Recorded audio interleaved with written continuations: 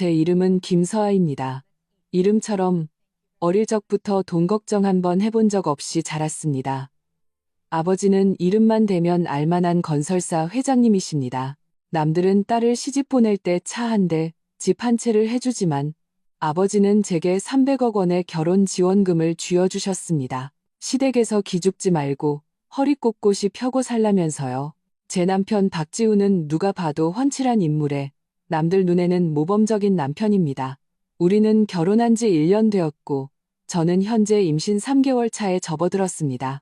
임신 사실을 알게 된 후부터 시어머니 이영자 씨가 시골에서 올라와 함께 살기 시작했습니다. 제 몸조리를 도와준다는 명목이었죠. 시어머니는 매일같이 메뉴를 바꿔가며 제게 보양식을 만들어주셨습니다. 한우 사골곰탕, 전복죽, 장어탕 등등 한 끼도 거르지 않았습니다. 솔직히 마음속으로는 조금 감동했습니다. 시어머니가 평소에 좀 깐깐하고 계산적인 면이 있긴 해도 저와 뱃속 아이에게는 진심이라고 생각했죠.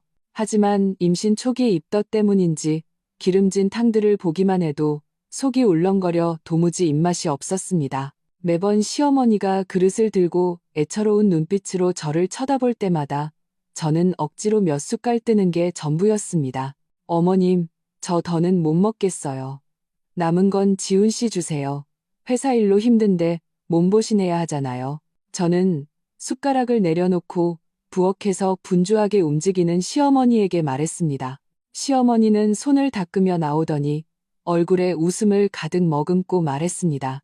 아가, 더 먹어야지. 이제 혼자 몸이 아니잖니. 지훈이야 사내대장부가 이런 남은 걸 뭐하러 먹니? 정말 더는 못 먹겠어요. 더 먹으면 토할 것 같아요. 저는 손을 내저으며 속이 뒤집히는 것을 느꼈습니다. 시어머니는 그릇의 절반이나 남은 사골곰탕을 보더니 더는 권하지 않았습니다. 다만 혼잣말로 중얼거렸죠.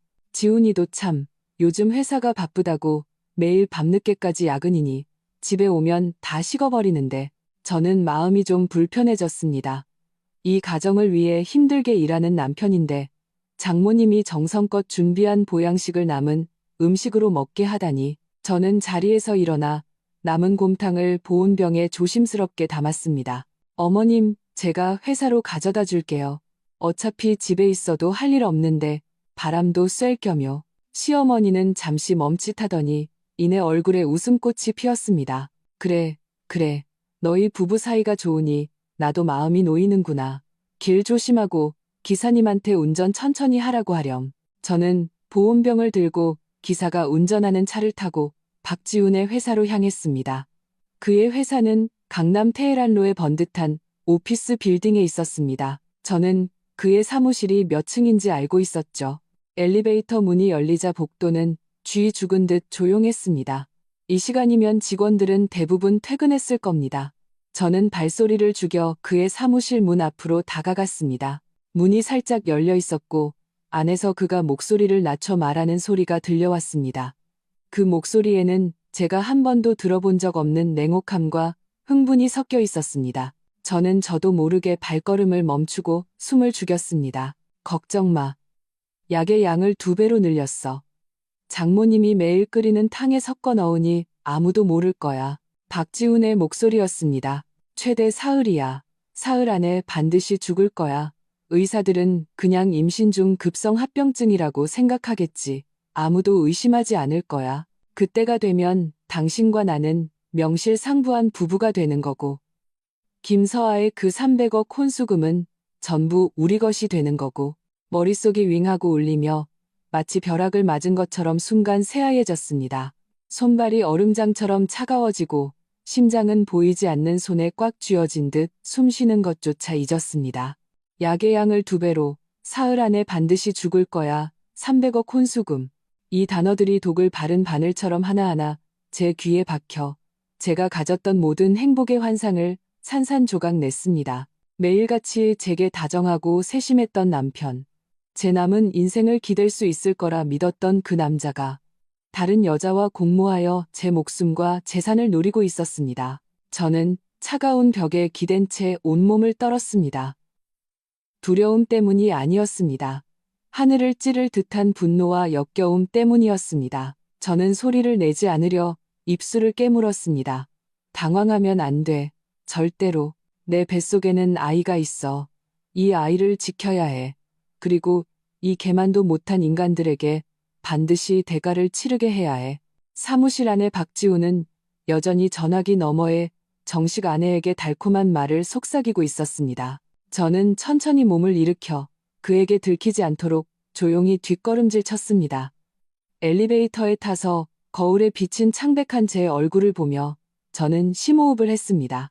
가방에서 휴대폰을 꺼내 거의 사용하지 않는 번호를 찾았습니다. 아버지는 해결할 수 없는 큰일이 생기면 이 번호의 주인인 강태욱 대표님을 찾으라고 하셨습니다. 전화는 금방 연결되었고 차분한 남성의 목소리가 들려왔습니다. 김서아 씨, 저는 목소리가 평온하게 들리도록 애썼지만 차가운 증오는 숨길 수 없었습니다. 강 대표님, 저 김서아입니다. 부탁드릴 일이 하나 있습니다. 말씀하십시오. 박지훈, 당장 파산시켜주세요. 전화기 저편은 2초간 침묵하더니 이내 단호하고 깔끔한 대답이 돌아왔습니다. 알겠습니다. 자료는 준비되어 있습니다. 24시간 안에 그는 모든 것을 잃게 될 겁니다.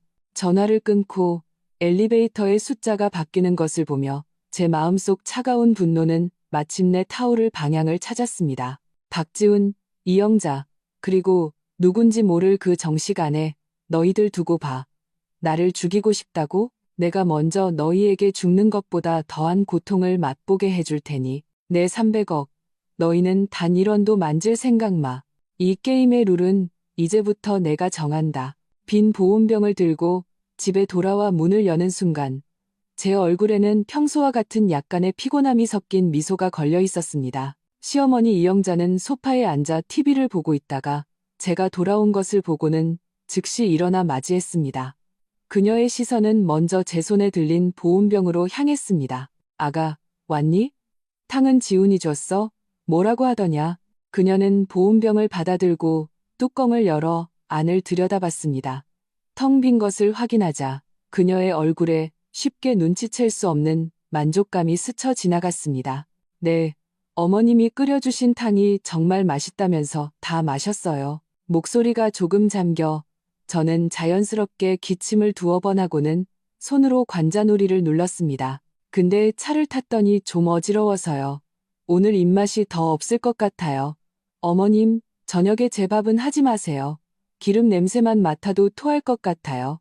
이영자는 서둘러 저를 부축하며 지극한 관심이 묻어나는 말투로 말했습니다.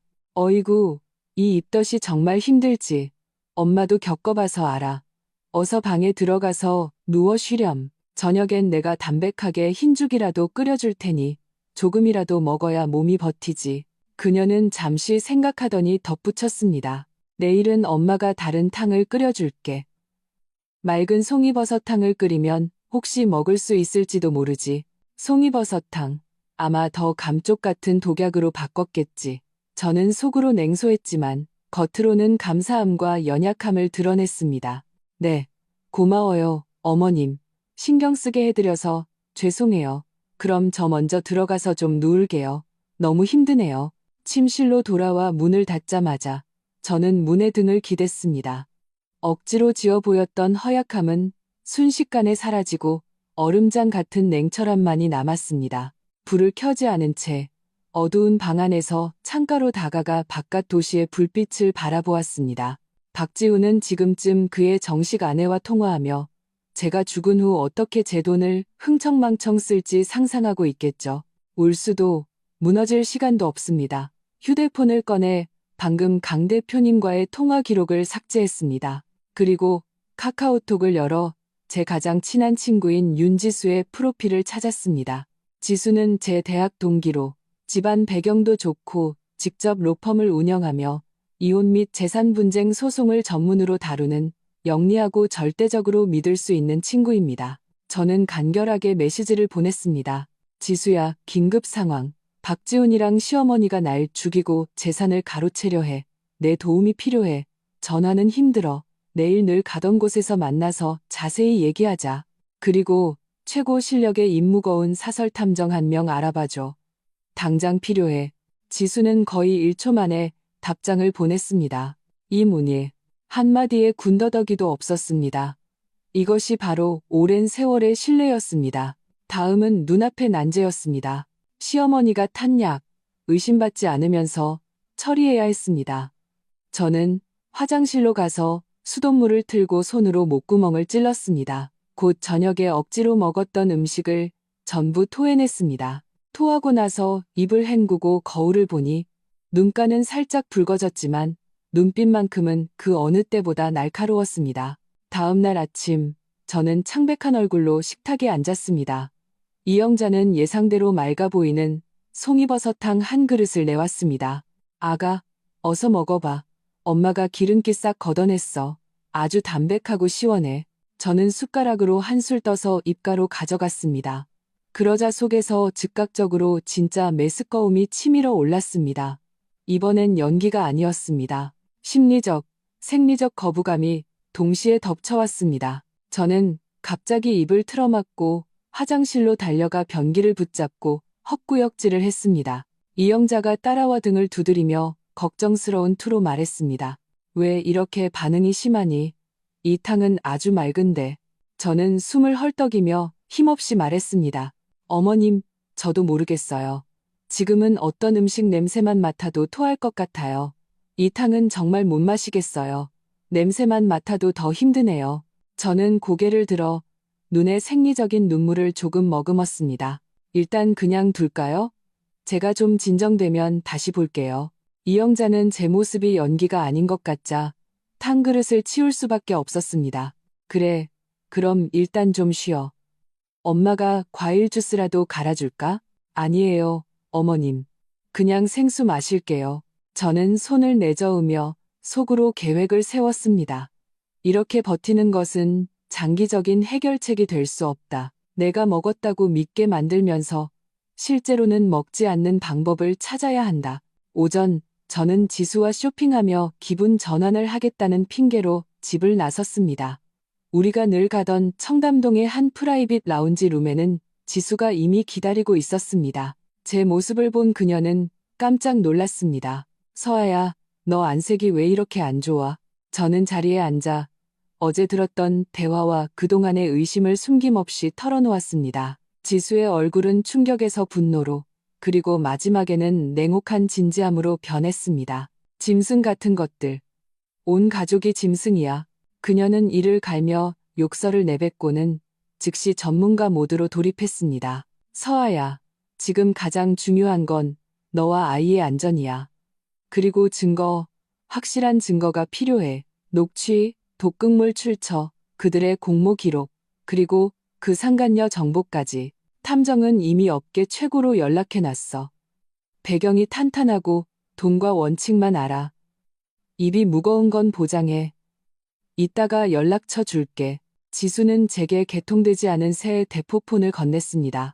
이걸로 그 사람과 단독으로 연락해.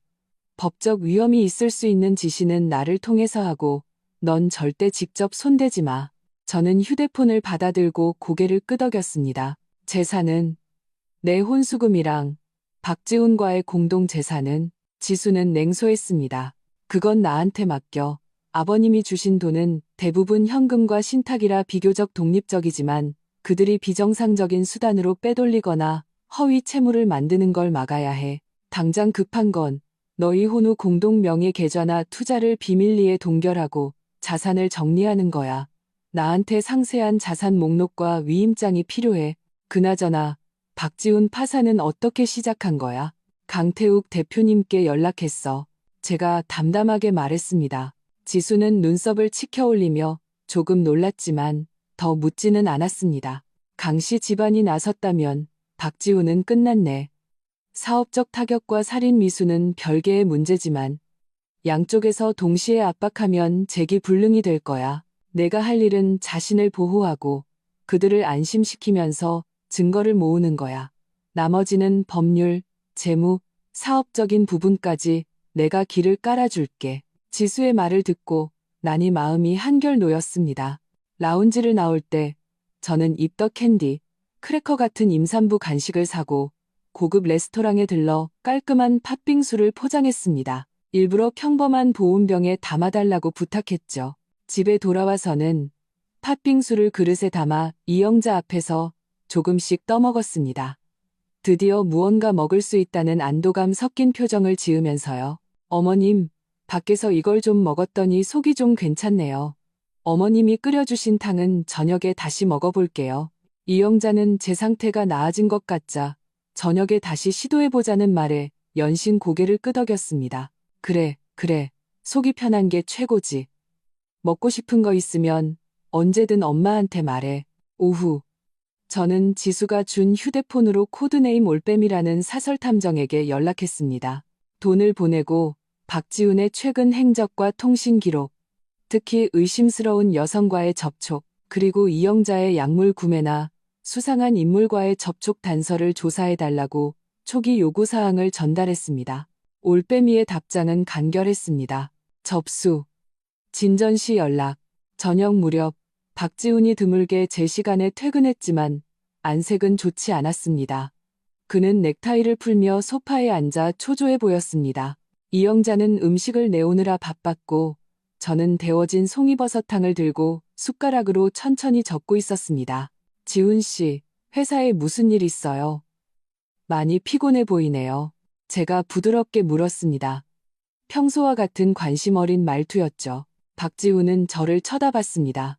그의 눈빛은 복잡했지만 금세 감정을 숨기고 이마를 문질렀습니다. 좀 골치 아픈 일이 있어서. 갑자기 거래처 몇 군데서 세부 사항으로 트집을 잡고 자금 회전에도 작은 문제가 생겼어. 아마도 사흘 안에 죽는다는 기한을 생각했는지 그는 덧붙였습니다. 당신은 이런 거 신경 쓰지 말고 몸조리나 잘해. 저는 고개를 숙여 탕에 떠있는 버섯을 바라보았습니다. 숟가락으로 조금 떠서 입가로 가져가다가 일부러 손을 떨어 숟가락이 그릇 가장자리에 부딪히게 했습니다.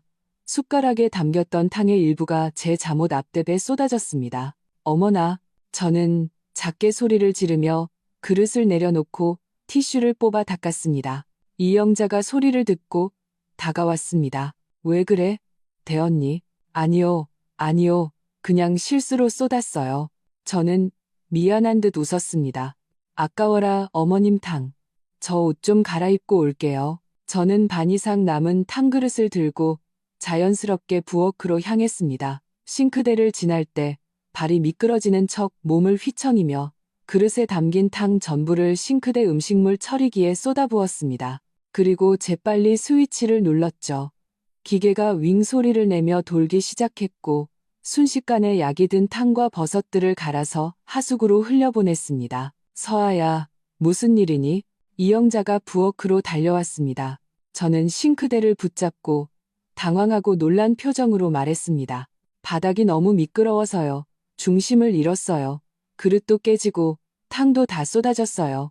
어머님, 죄송해요. 정성을 낭비했네요. 이영자는 텅 빈 그릇과 깨끗하게 처리된 음식물 처리기 입구를 보며 입꼬리를 실룩거렸지만 이내 억지 웃음을 지었습니다. 사람이 안 다쳤으면 됐지.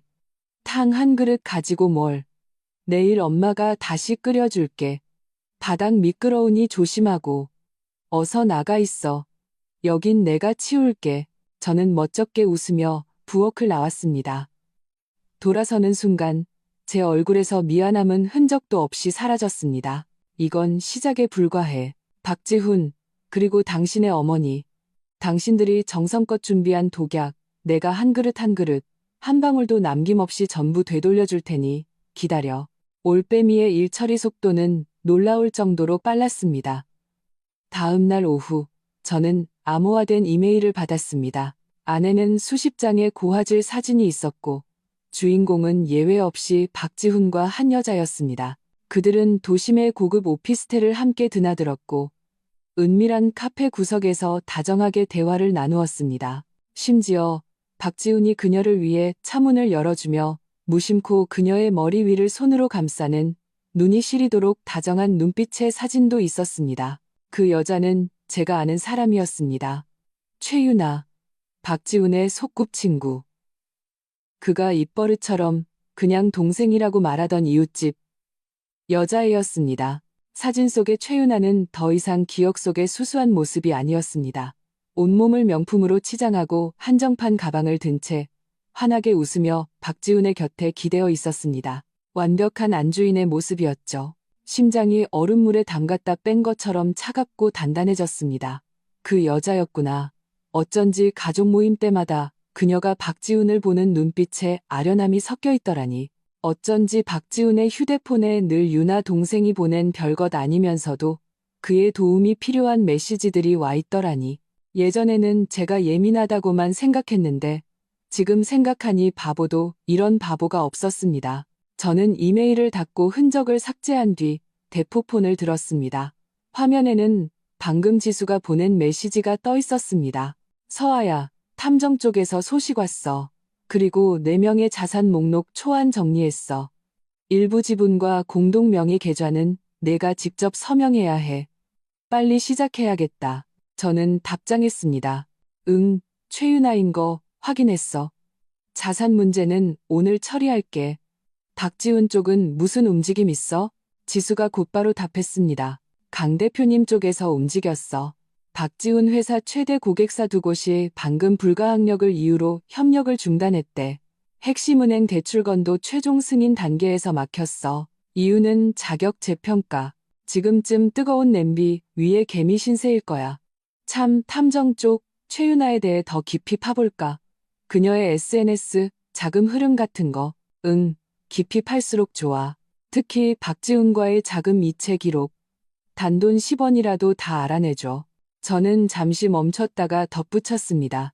그리고 이영자 여사, 최근 6개월간의 은행 거래 내역과 통화 기록도 비정상적인 거액 지출이나 약재상 혹은 수상한 한의사 같은 사람과 연락한 기록이 있는지 중점적으로 봐줘. 알겠어. 너 자신도 조심하고 들키지 않게 잘 버텨. 지수와의 통화를 끝내고 저는 심호흡을 한 뒤 약간 근심 어린 표정으로 휴대폰을 들고 침실을 나섰습니다. 시어머니 이영자는 거실에서 나무를 다듬으며 TV를 보고 있었습니다. 제가 나오자 즉시 저를 쳐다봤습니다.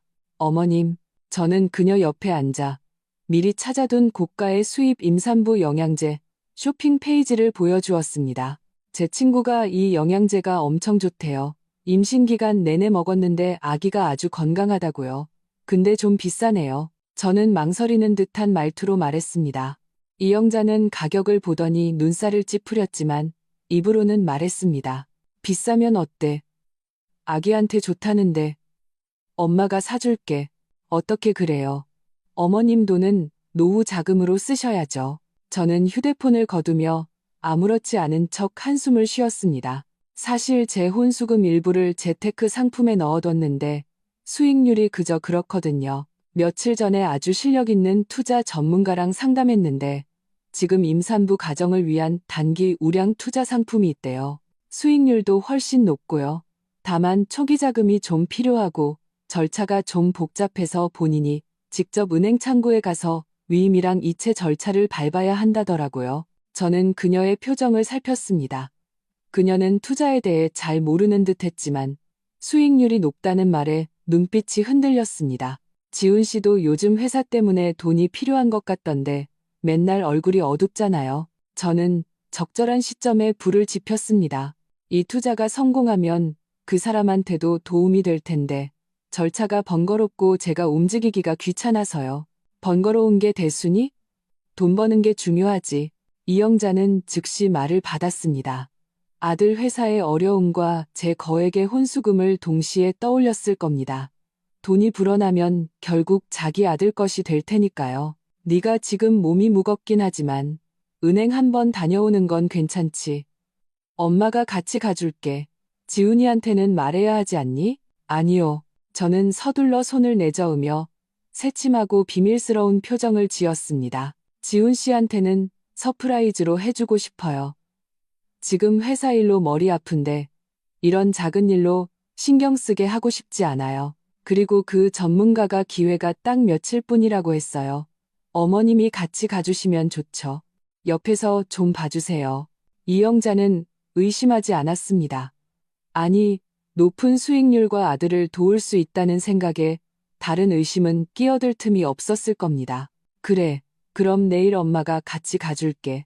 다음 날 이영자의 동행하에 저는 순조롭게 은행에 갔습니다. VIP룸에서 저는 임신 중 투자 조정 및 자산 최적화를 명목으로 지수의 원격 지시에 따라 일련의 절차를 밟았습니다.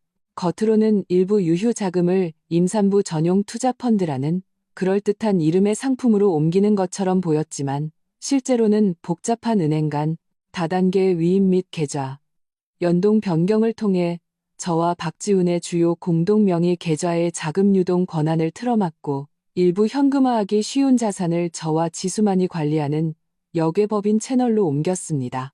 모든 과정은 합법적이고 서류도 완벽했습니다. 전문가가 깊이 파고들지 않는 한 단기간에 실제 자금 흐름을 파악하기는 어려울 겁니다. 이영자는 VIP룸 바깥 소파에 앉아 은행에서 제공하는 다과를 먹으며 잡지를 보고 제가 진행하는 투자에 대해 아름다운 상상을 하고 있었습니다. 제가 이 가정을 위해 열심히 돈을 불리고 있다고 생각했겠죠.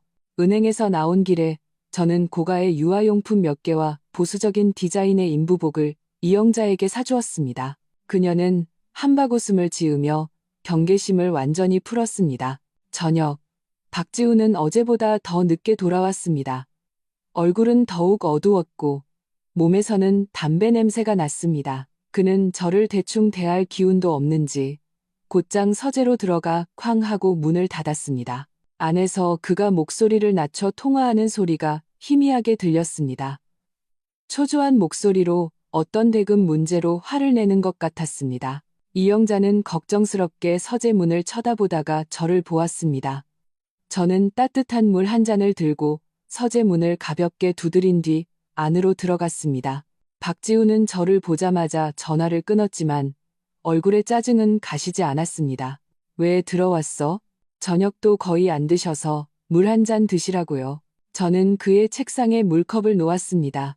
그의 컴퓨터 화면에는 적자로 가득한 재무 보고서가 열려 있었습니다. 여보, 회사에 무슨 큰일이라도 생겼어요? 요즘 계속 기분이 안 좋아 보여요. 박지훈은 관자놀이를 문지르며 피곤함과 짜증이 섞인 말투로 말했습니다. 말해도 당신은 몰라. 사업상 작은 문제가 좀 생겼어. 당신은 신경 끄고 몸조리나 잘해. 그의 시선이 제 배를 스쳤습니다. 그곳에는 그의 사흘 계획의 목표물이 있었죠. 아마 지금 저를 보는 그의 눈빛에는 평소의 가식적인 다정함 외에 어서 제거하고 싶은 잔인함이 더해졌을 겁니다. 다만 아주 잘 숨겼을 뿐. 저는 고개를 숙여 순종적인 모습을 보였습니다. 너무 무리하지 마세요. 참, 오늘 어머님이랑 은행 가서 그 투자 신청했어요. 전문가가 전망이 아주 좋다고 하던데 곧 수익이 날지도 모른대요. 그럼 당신 압박도 좀 덜어줄 수 있을 텐데. 박지훈은 투자와 수익이라는 말에 눈썹을 살짝 움직였지만 더 큰 초조함에 묻혀버렸습니다. 그는 그저 건성으로 응하고는 손을 흔들어 저를 내보냈습니다. 거실로 돌아오자 이영자가 작은 소리로 물었습니다. 지훈이, 괜찮니? 저는 고개를 저으며 걱정스러운 표정을 지었습니다. 회사 문제가 생각보다 큰가 봐요. 엄청 예민해요. 어머님, 며칠간은 그이한테 아무것도 묻지 마세요. 그냥 몸보신하게 탕이나 푹 고아주세요. 저는 일부러 탕이라는 단어를 강조했습니다. 이영자는 연신 고개를 끄덕였습니다. 알아. 내일 당장 토종닭 한 마리 사와야겠다. 저는 굳게 닫힌 서재문을 보며 마음속으로 평온을 되찾았습니다. 박지훈, 지금 당신이 짜증내는 건 고작 사업상의 작은 문제뿐인가? 서두르지 마. 더 큰 서프라이즈가 기다리고 있으니까. 당신의 자금줄은 한 뼘 한 뼘 끊어질 거고 당신의 오른팔, 왼팔들은 하나둘씩 떠나갈 거야. 그리고 당신이 그토록 탐내던 내 혼수금은 당신 손가락 사이로 조금씩 빠져나가고 있지. 마치 당신 어머니가 끓여주는 그 독약처럼 결국 한 방울도 내 입으로 들어오지 않을 거야. 최윤아의 사진은 클라우드 암호화 공간에 저장해 두었다. 이 모든 것이 미래의 법정에서 너희를 끝장낼 증거 중 하나가 될 것이다. 게임은 이제 막 흥미진진해지기 시작했어. 너희들 버텨야 해. 너무 빨리 무너지면 재미없잖아. 다음 날 저는 거실에서 들려오는 억눌린 다툼 소리에 잠이 깼습니다.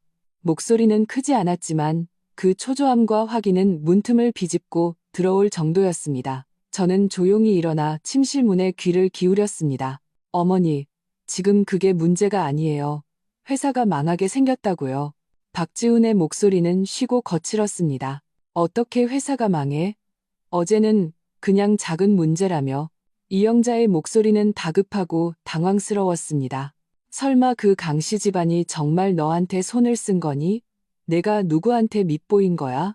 내가 어떻게 알아요? 하룻밤 사이에 모든 거래처가 지불을 미루고 은행은 대출 상환을 독촉하고 심지어 택배 회사까지 가격을 올려요. 이건 정상적인 비즈니스 문제가 아니에요. 누가 날 죽이려는 거라고요. 박지훈이 가구 같은 것을 주먹으로 치는 둔탁한 소리가 났습니다.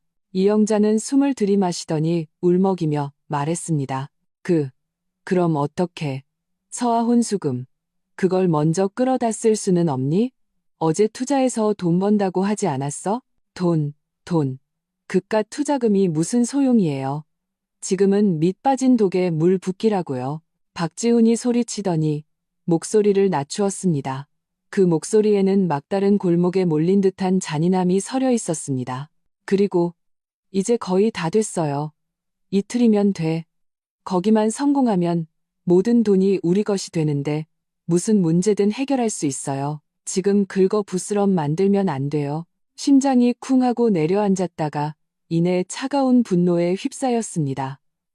이 지경에 이르러서도 그는 여전히 내가 죽기만을 바라고 있었습니다. 밖은 잠시 조용해졌습니다. 아마 이영자가 아들의 눈빛에 겁을 먹었거나 그 계획을 떠올렸기 때문일 겁니다. 이어서 박지훈이 문을 박차고 나가는 소리가 들렸습니다. 저는 마음을 다잡고 잠옷 차림으로 눈을 비비며 막 잠에서 깬 듯한 모습으로 문을 열고 나갔습니다. 이영자는 소파에 앉아 눈물을 훔치고 있었습니다. 저를 보자 황급히 등을 돌려 눈물을 닦았습니다. 어머님, 무슨 일이에요? 지훈 씨가 화내는 소리가 들린 것 같아서요. 저는 그녀에게 다가가 아무것도 모른다는 순진하고 걱정스러운 표정을 지었습니다. 이영자는 돌아섰습니다. 눈가는 여전히 붉었지만 억지 웃음을 지으며 말했습니다. 아무것도 아니야. 회사 일이 좀 안 풀려서 나한테 소리 좀 친 거야. 남자들 다 그렇지 뭐. 스트레스 받으면. 너 깨웠니? 저는 고개를 저으며 그녀 옆에 앉아 손을 잡았습니다. 진심 어린 말투로 말했죠. 어머님 마음에 담아두지 마세요. 지훈 씨도 답답해서 그런 걸 거예요. 제가 사업은 잘 모르지만 요즘 경제가 어려워서 회사 운영하기 힘들다는 건 알아요. 어머님, 절대 이 일로 지훈 씨랑 다투지 마세요. 그 사람도 충분히 힘들어요. 제 사려 깊은 말에 이영자는 순간 멍해졌습니다. 그녀는 복잡한 눈빛으로 저를 바라보았습니다. 죄책감, 당황스러움, 그리고 갈등, 곧 죽을 사람이 자기 아들을 걱정하고 자신을 위로할 줄은 몰랐을 겁니다. 서아야, 너 정말 착한 아이구나. 그녀는 제 손을 토닥이며 말했지만 목소리는 어색했습니다. 우린 가족이잖아요. 저는 티 없이 맑게 웃었습니다. 참, 어머님. 지훈 씨 요즘 입술이 다 부르짖던데 분명 속에 열이 나서 그럴 거예요. 오늘 해독에 좋은 탕 좀 끓여주세요. 예를 들면 쓴맛 나는 여주 갈비탕 같은 거요. 이영자의 눈빛이 흔들렸습니다. 탕, 그래, 탕. 그럼 너는 뭐 먹고 싶니? 엄마가 끓여줄게. 저는 미간을 찌푸리고 가슴을 누르며 힘든 표정을 지었습니다. 저는 여전히 입맛이 없어요. 기름 냄새만 맡아도 속이 울렁거려서요. 어머님, 저는 신경 쓰지 마세요. 그냥 과일이나 크래커 같은 거 먹으면 돼요. 지훈 씨나 잘 챙겨주세요. 우리 집 기둥인데 쓰러지면 안 되잖아요. 제가 박지훈에 대한 걱정과 자신에 대한 무관심을 보일수록 이영자의 얼굴에는 불편한 기색이 역력해졌습니다. 그녀는 머뭇거리며 말했습니다. 그래도 어떻게? 전 정말 괜찮아요, 어머님. 저는 자리에서 일어났습니다. 얼른 시장 가셔서 신선한 여주랑 갈비 사오세요. 푹 끓여야 효과가 좋잖아요. 저는 침대에 가서 좀 더 누워 있을게요. 머리가 좀 어지럽네요. 방으로 돌아와 문을 닫자 제 얼굴에서 허약하고 사려 깊은 표정은 순식간에 사라졌습니다. 여주 갈비탕? 박지훈, 당신 어머니의 사랑을 듬뿍 즐기시길. 나에 대해서는 곧 내가 아픈 모습을 보게 될 테니. 오후 올빼미에게서 새로운 정보가 도착했습니다. 이번에는 이영자에 관한 것이었습니다. 그녀의 은행 거래 내역에 따르면 지난달 중순에 500만 원의 현금 인출 기록이 있었는데 용도에 대한 메모는 없었습니다. 통화 기록에는 인출 전후로 타 지역의 미등록 대포폰 번호와 짧게 통화한 내역이 있었습니다. 올빼미는 이 번호가 지하 불법 약재상과 관련이 있을 가능성이 높다고 분석했지만 구체적인 거래 내용은 추적이 더 필요하다고 덧붙였습니다. 500만 원으로 내 목숨을 사려고? 저는 냉소했습니다. 이영자, 당신의 착한 아들이 대체 얼마나 큰 이익을 약속했기에 이만한 돈과 양심을 내다 버릴 수 있었을까? 곧이어 지수에게서 대포폰으로 전화가 걸려왔습니다. 서아야, 강 대표님 쪽의 1차 공격이 효과가 아주 좋아. 박지훈 회사 핵심 임원 2명 중 1명은 방금 건강상의 이유로 사직서를 냈고 다른 1명은 비밀리에 헤드헌터랑 접촉 중이야. 밑에 직원들도 동요하기 시작했어. 더 중요한 건 세무서랑 공정거래위원회에 익명의 제보가 들어가서 다음 주에 정식으로 세무조사가 나올 예정이야. 그 회사 몇 년 전에 상장 준비하면서 만든 장부는 조사 못 버틸걸. 잘 됐네. 저는 창가에 서서 장바구니를 들고 황급히 돌아오는 이영자의 모습을 내려다보았습니다. 지수야, 내가 아플 타이밍은 언제가 좋을까? 지수는 잠시 생각하더니 말했습니다. 세무조사 들어간 후에. 아니면 그들이 장부 문제로 가장 골머리를 앓고 있을 때, 그때는 자기들 코가 석자라 네가 갑자기 위중해지면 더 혼란스러워하고 허점을 보이기 쉬울 거야. 다만 내 몸이 버틸 수 있는지 확인해야 해. 진짜로 중독되면 안 되니까 걱정 마. 그 사람들 탕은 한 방울도 안 마셨어. 저는 담담하게 말했습니다. 최윤아 쪽은? 올빼미가 주시하고 있어. 최근 소비 기록이 좀 이상해. 명품 신상을 여러 개 샀더라. 곧 박 사모님이 될 거라고 생각해서 미리 즐기는 모양이야. 박지훈 회사가 저 모양인데도 그녀한테 돈 쓸 여유는 있나 보네. 정말 진정한 사랑이셔. 지수의 목소리에 조롱이 묻어났습니다. 그 여자한테도 서프라이즈 하나 만들어줄까? 아니, 아직은. 저는 이영자가 아파트 현관으로 들어서는 것을 보며 말했습니다. 하나씩, 차근차근. 먼저 박지훈과 그의 현모양처 어머니를 벼랑 끝으로 몰아붙이자. 저녁, 박지훈은 저녁 식사에 들어오지 않았습니다. 이영자는 안절부절 못했고 여주 갈비탕은 집안 가득 쓴 내를 풍겼습니다. 그녀는 몇 번이나 제게 탕을 떠주려 했지만 저는 쓴 냄새를 맡으니 더 토할 것 같다는 핑계로 거절했습니다. 그녀 자신도 몇 숟갈 뜨지 못했습니다.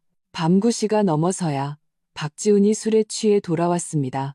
눈은 충혈되었고 넥타이는 삐뚤어져 있었습니다. 거실에 앉아있는 저를 보자 그의 눈빛은 흐릿하고 불분명했습니다.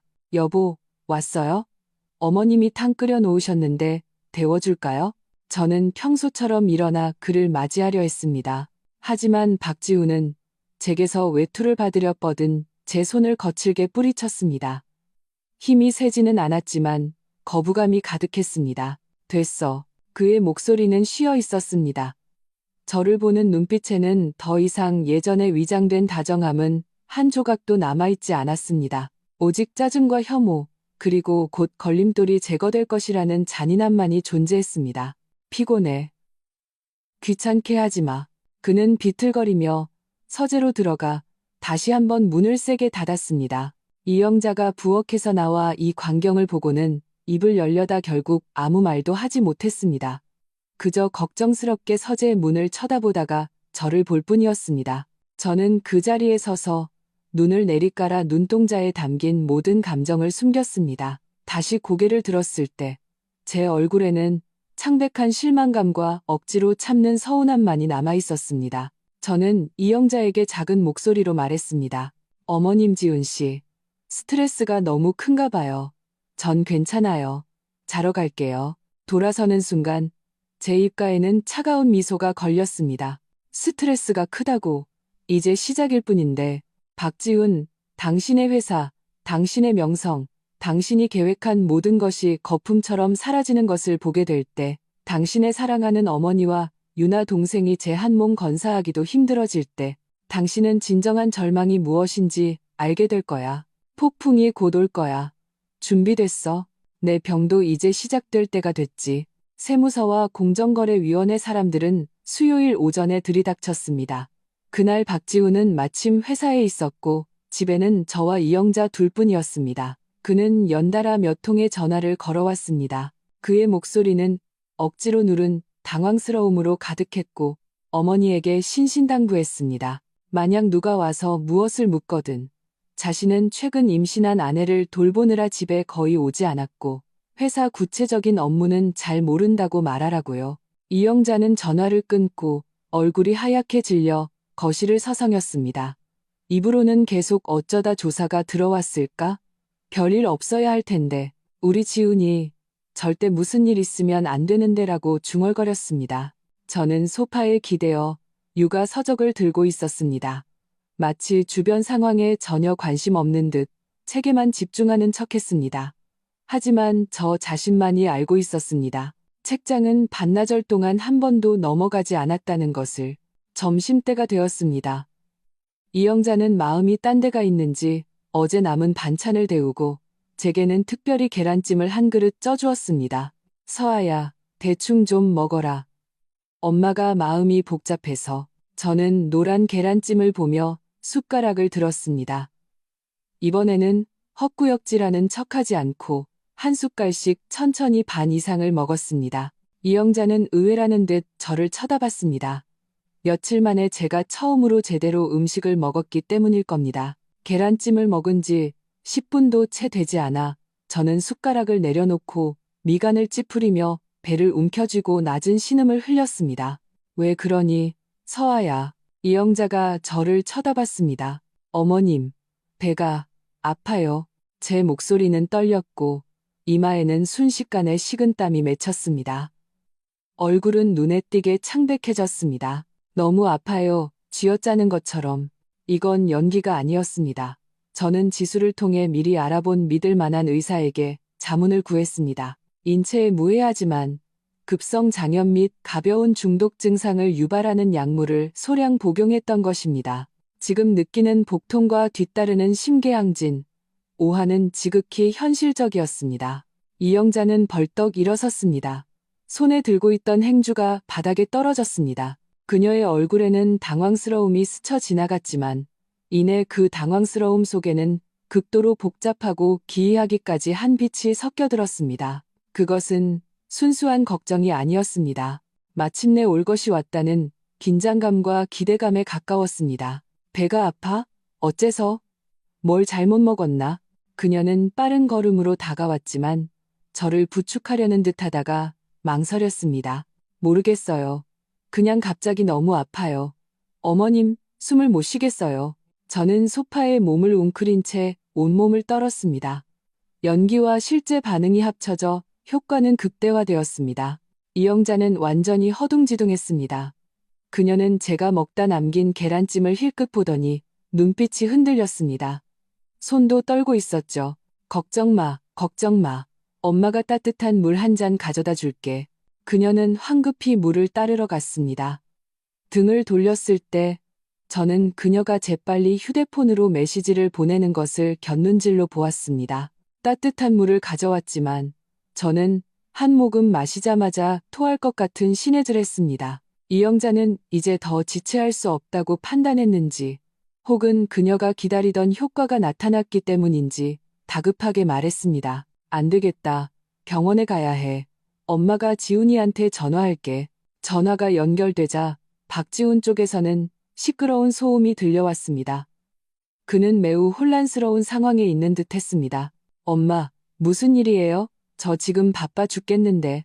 그의 목소리는 극도로 짜증이 나 있었습니다. 지훈아, 빨리 와봐. 서아가 갑자기 배가 너무 아프다고 난리야. 얼굴이 새하얘졌어. 애 낳으려는 건가? 아니, 다리 아직 안 찼는데. 뭘 잘못 먹었나 봐. 이영자는 횡설수설했습니다. 전화기 저편은 2초간 침묵했습니다. 저는 박지훈의 얼굴에 스쳐 지나갔을 순간적인 놀람과 그 놀람 뒤에 밀려왔을, 아마 그 자신도 인지하지 못했을 안도감과 잔인함을 상상할 수 있었습니다. 그의 목소리가 들려왔습니다. 일부러 다급하게 꾸민 목소리였습니다. 어떻게 된 거예요? 어머니, 당황하지 마세요. 제가 바로 구급차 부를게요. 어머니는 서아 옆에 계세요. 저도 바로 달려갈게요. 구급차 사이렌 소리가 곧 아파트 아래에서 울려 퍼졌습니다. 저는 들것에 실려 내려갔고 이영자는 제 진료 기록과 건강보험증을 허둥지둥 챙겨 뒤따랐습니다. 이웃들이 고개를 내밀고 수군거렸습니다. 병원 응급실에 도착하자 정신없는 상황이 벌어졌습니다. 채열, 문진, 저는 눈을 감고 창백한 얼굴로 계속 신음했습니다. 의사는 초기 진찰 후 이영자가 제가 계란찜을 먹고 복통을 일으켰다고 횡설수설하는 말을 듣고 미간을 찌푸렸습니다. 복통의 원인은 다양합니다. 일단 검사를 해봐야 합니다. 혈액 검사와 독극물 검사를 포함해서요. 독극물 검사라는 말이 나오자 이영자의 얼굴이 다시 한번 하얗게 질렸습니다. 바로 그때 박지훈이 도착했습니다. 그는 머리가 조금 헝클어져 있었고 정장 재킷은 팔에 걸친 채였습니다. 얼굴에는 진심 어린, 적어도 그렇게 보이는 초조함과 피곤함이 가득했습니다. 의사 선생님, 제 아내가 어떻습니까? 의사는 그를 한번 쳐다보고는 사무적으로 말했습니다. 검사 중입니다. 급성 복통으로 추정되며 원인은 아직 미상입니다. 보호자분은 밖에서 기다려 주십시오. 박지훈은 연신 고개를 끄덕이며 제 차가운 손을 잡았습니다. 그 손은 반은 놀람으로 반은 약효로 차가웠습니다. 그의 목소리는 낮고 다급했습니다. 서아야, 걱정 마. 내가 옆에 있어. 괜찮을 거야. 그의 손바닥에는 땀이 차 있었고 끈적한 감촉이 역겨웠습니다. 저는 추가 검사를 위해 안으로 옮겨졌습니다. 검사실에 저와 간호사만 남았을 때 저는 살짝 눈을 떠 미리 지수를 통해 손을 써둔 간호사에게 입모양으로 소리 없이 말했습니다. 계획대로. 간호사는 눈치채지 못할 정도로 살짝 고개를 끄덕였습니다. 검사 결과가 나오려면 시간이 걸렸습니다. 저는 1인 관찰실에 배정되어 링거를 맞았습니다. 박지훈과 이영자는 침대 곁을 지켰습니다. 한 명은 의자에 앉아있고 다른 한 명은 침대 옆을 서성였습니다.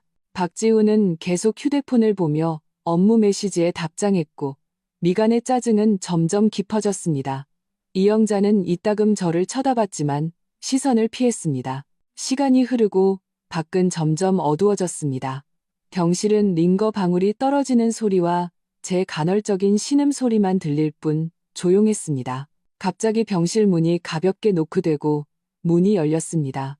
정성껏 화장한 얼굴이 안을 들여다보았습니다. 최윤아였습니다. 그녀는 손에 꽃다발을 들고 적절한 걱정이 담긴 표정으로 말했습니다. 지훈 오빠, 어머님, 소식 듣고 바로 와봤어요. 서아 언니는 좀 어때요? 박지훈은 그녀를 보고 확연히 놀랐다가 이내 미간을 찌푸렸습니다. 그녀가 이때 나타난 것이 불만스러운 듯했지만 아무 말도 하지 않았습니다. 반면 이영자는 구세주라도 만난 듯 즉시 그녀를 맞이하며 목소리를 낮췄습니다. 유나야, 왔구나. 아이고, 지금 검사 중인데 의사가 아직 아무 말이 없어. 최윤아는 꽃을 침대 옆 탁자에 놓고 침대 옆으로 다가와 몸을 숙여 저를 보았습니다. 물이 뚝뚝 떨어질 듯이 다정한 목소리였습니다. 서아 언니, 좀 괜찮아요? 걱정 마요. 괜찮을 거예요. 그녀는 제게 아주 가까이 다가왔습니다. 저는 그녀의 진한 향수 냄새를 맡을 수 있었고 그녀의 눈띠에 거의 감춰지지 않은 탐색과 기대의 빛을 볼 수 있었습니다. 바로 지금이야. 저는 천천히 아주 힘겹게 눈을 떴습니다. 시선이 침대 옆에 세 사람을 훑었습니다. 걱정 가득한 박지훈, 시선을 피하는 이영자, 그리고 염려하는 척하는 최윤아.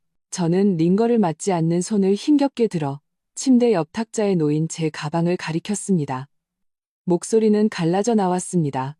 여보, 내 휴대폰, 가방에 있어요. 좀 꺼내줘요. 아빠한테 문자 하나만 보내고 싶어서. 박지훈은 제가 그저 가족에게 위로를 받고 싶어 한다고 생각했는지 안도의 한숨을 쉬는 듯 했습니다. 그는 제 가방을 가지러 돌아섰습니다. 이영자와 최윤아의 시선도 잠시 그쪽으로 쏠렸습니다. 박지훈이 제게 가방을 건네주는 순간 제 다른 손이 환자답지 않은 빠른 속도로 베개 밑에서 지수가 미리 준비해둔 제 원래 휴대폰과 똑같이 생긴 대포폰을 꺼내 들었습니다. 화면은 이미 잠금 해제되어 오디오 재생 화면에 멈춰 있었습니다. 저는 재생 버튼을 누르고 볼륨을 최대로 올렸습니다. 순간 박지훈의 그 냉혹하고 선명한 목소리가 조용한 병실을 가득 채웠습니다. 걱정 마. 약의 양을 2배로 늘렸어. 장모님이 매일 끓이는 탕에 섞어 넣으니 아무도 모를 거야. 최대 사흘이야. 사흘 안에 반드시 죽을 거야. 의사들은 그냥 임신 중 급성 합병증이라고 생각하겠지. 아무도 의심하지 않을 거야. 그때가 되면 당신과 나는 명실상부한 부부가 되는 거고, 김서아의 그 300억 혼수금은 전부 우리 것이 되는 거고. 녹음은 계속 반복 재생되었습니다. 시간이 그 순간 멈춘 듯 했습니다. 박지훈의 얼굴에서 핏기가 순식간에 사라졌습니다. 제 가방을 든 손이 허공에 멈춘 채 눈은 튀어나올 듯 커졌습니다. 그는 믿을 수 없다는 듯 저를 보다가 제 손에 들린 휴대폰으로 시선을 돌렸습니다. 이영자는 짧은 비명을 지르며 입을 틀어막고 뒷걸음질 치다 벽에 부딪혔습니다. 온몸을 사시나무 떨듯 떨었습니다. 최윤아의 다정하고 염려하던 가면은 완전히 산산조각 났습니다. 그 자리에는 극도의 공포와 혼란만이 남았습니다. 그녀는 반사적으로 소리쳤습니다. 아니야. 이건 사실이 아니야. 조작된 거야. 이건 조작이야. 그녀는 휴대폰을 뺏으려 했지만 제 차가운 눈빛에 그 자리에 얼어붙었습니다. 저는 천천히 몸을 일으켜 앉았습니다. 얼굴은 여전히 창백했지만 그 두 눈에는 더 이상 허약함이나 고통은 한 점도 없었습니다. 오직 모든 것을 꿰뚫어보는 듯한 날카로움과 증오만이 있었습니다. 저는 잿빛이 된 박지훈을 보며 크지 않지만 한 글자 한 글자 선명하게 죽음처럼 고요한 병실에 내리꽂히는 목소리로 말했습니다. 여보, 이 목소리 당신 맞지? 사흘 안에 반드시 죽을 거야. 300억은 너희들 것. 정말 대단한 계획이네. 박지훈의 입술이 떨리며 무언가 말하려 했지만 아무 소리도 내지 못했습니다. 그의 눈에 담긴 혼란, 공포, 그리고 발각된 충격은 마침내 흉포한 분노로 변했습니다. 그는 휴대폰을 빼앗으려 저에게 달려들었습니다. 김서아, 네가 날 함정에 빠뜨렸어. 휴대폰 내놔. 쾅! 병실 문이 더 큰 힘으로 열렸습니다. 제복을 입은 경찰 2명이 의사 1명, 병원 보안 요원 2명과 함께 안으로 성큼성큼 들어왔습니다. 앞장선 경찰이 신분증을 내보이며 방 안에 각기 다른 표정을 짓는 3사람을 날카롭게 훑어본 뒤 미친 듯 날뛰는 박지훈에게 시선을 고정했습니다. 박지훈 씨, 최윤아 씨, 이영자 씨. 경찰의 목소리는 사무적이지만 힘이 있었습니다. 신고를 받고 관련 증거를 확보했습니다. 당신들은 살인미수 공모 혐의로 고발되었습니다. 경찰서까지 동행하여 조사에 협조해 주시기 바랍니다. 저를 향해 뻗어오던 박지훈의 손이 허공에 멈췄습니다. 최윤아는 다리에 힘이 풀려 그대로 바닥에 주저앉았습니다. 이영자는 벽을 타고 미끄러져 내려앉아 통곡하기 시작했습니다. 저는 상관없어요. 다 제 아들이랑 저 여우 같은 년이 시킨 거예요. 경찰관님, 저는 협박당했어요. 병실은 순식간에 아수라장이 되었습니다. 그리고 저는 그저 평온하게 침대 머리에 기대어 휴대폰에서 반복 재생되던 녹음을 껐습니다. 앞장선 경찰에게 가볍게 고개를 끄덕였습니다. 진짜 쇼는 이제 막 시작되었을 뿐, 경찰이 그들을 데려가는 것은 첫 단계에 불과해. 박지훈, 최윤아, 그리고 나의 좋은 시어머니, 교도소의 공짜 삼시세끼가 부디 당신들 입맛에 맞기를. 경찰은 울부짖는 이영자, 잿빛이 된 최윤아, 그리고 발버둥치다 제압당한 박지훈을 차례로 병실 밖으로 데리고 나갔습니다. 복도에는 구경하는 환자들과 가족들이 모여 수군거렸습니다. 저는 침대에 기댄 채 밖에 소란이 멀어지는 것을 들었습니다. 세상이 갑자기 조용해진 것 같았습니다. 링거의 규칙적인 똑똑 소리만이 들려왔습니다. 아까 경찰과 함께 들어왔던 의사가 다가와 부드러운 목소리로 말했습니다. 김서아 씨, 현재 환자분의 상태는 최소 48시간 동안 입원 관찰이 필요합니다. 1인실을 준비해드렸고 안전을 위해 전담 간호 인력을 배치하겠습니다. 경찰 쪽에서도 환자분 상태가 안정된 후에 상세한 조서를 받을 예정입니다. 감사합니다. 의사 선생님, 저는 고개를 끄덕였습니다. 목소리는 조금 피곤했지만 정신은 어느 때보다 맑았습니다. 안전. 이제 안전을 걱정해야 할 사람은 내가 아니지. 곧 저는 위층의 VIP 1인실로 옮겨졌습니다. 지수는 거의 동시에 도착했습니다. 손에는 보온 도시락을 들고 있었죠. 네가 가만히 있을 리 없지. 진짜로 아무것도 안 탄 맑은 죽이랑 반찬 좀 가져왔어. 그녀를 보자 팽팽하게 긴장했던 신경이 겨우 조금 풀렸습니다. 밖은 어때? 지수는 죽을 그릇에 덜어주며 냉소적인 말투로 말했습니다. 아주 볼만해. 박지훈은 끌려가면서까지 발버둥 치면서 네가 모함한 거라고 명예훼손으로 고소하겠다고 소리치더라. 최윤아는 처음부터 끝까지 울기만 하면서 자기는 무고하고 아무것도 모른다고 하고 그리고 내 좋은 시어머니는 그녀는 헛웃음을 쳤습니다. 경찰차 타고 경찰서 가기도 전에 길에서부터 울고불고 난리치면서 자기 책임 회피하기 시작했대. 박지훈이랑 최윤아가 주범이고 자기는 아들한테 속고 최윤아한테 꼬드김 당한 불쌍한 늙은이라고 딱 잡아댔어. 저는 따뜻한 죽을 천천히 마셨습니다. 속이 좀 편안해졌습니다. 예상했던 바야. 그 사람은 자기 자신과 자기 귀한 아들밖에 모르지. 아들과 자신의 이익이 충돌하면 망설임 없이 아들을 팔아넘길 인간이야. 하물며 같이 지옥에 떨어질 판인데. 맞아. 지수는 제 침대 옆에 앉아 태블릿 PC를 꺼냈습니다. 올빼미 쪽에서 새로운 진전이 있었어. 그 의심스러운 번호랑 이영자 여사 인출 기록을 추적해서 지하 약재상의 임시 거처를 찾아냈대. 사람은 도망쳤지만 미처 폐기하지 못한 통신 기록과 거래 장부 조각을 발견했는데 마침 이영자 여사 계좌, 이체 정보와 대략적인 약물 요청 내용이 있었어. 직접적인 증거는 아니지만 녹취랑 합치면 증거의 고리를 형성할 수 있을 거야.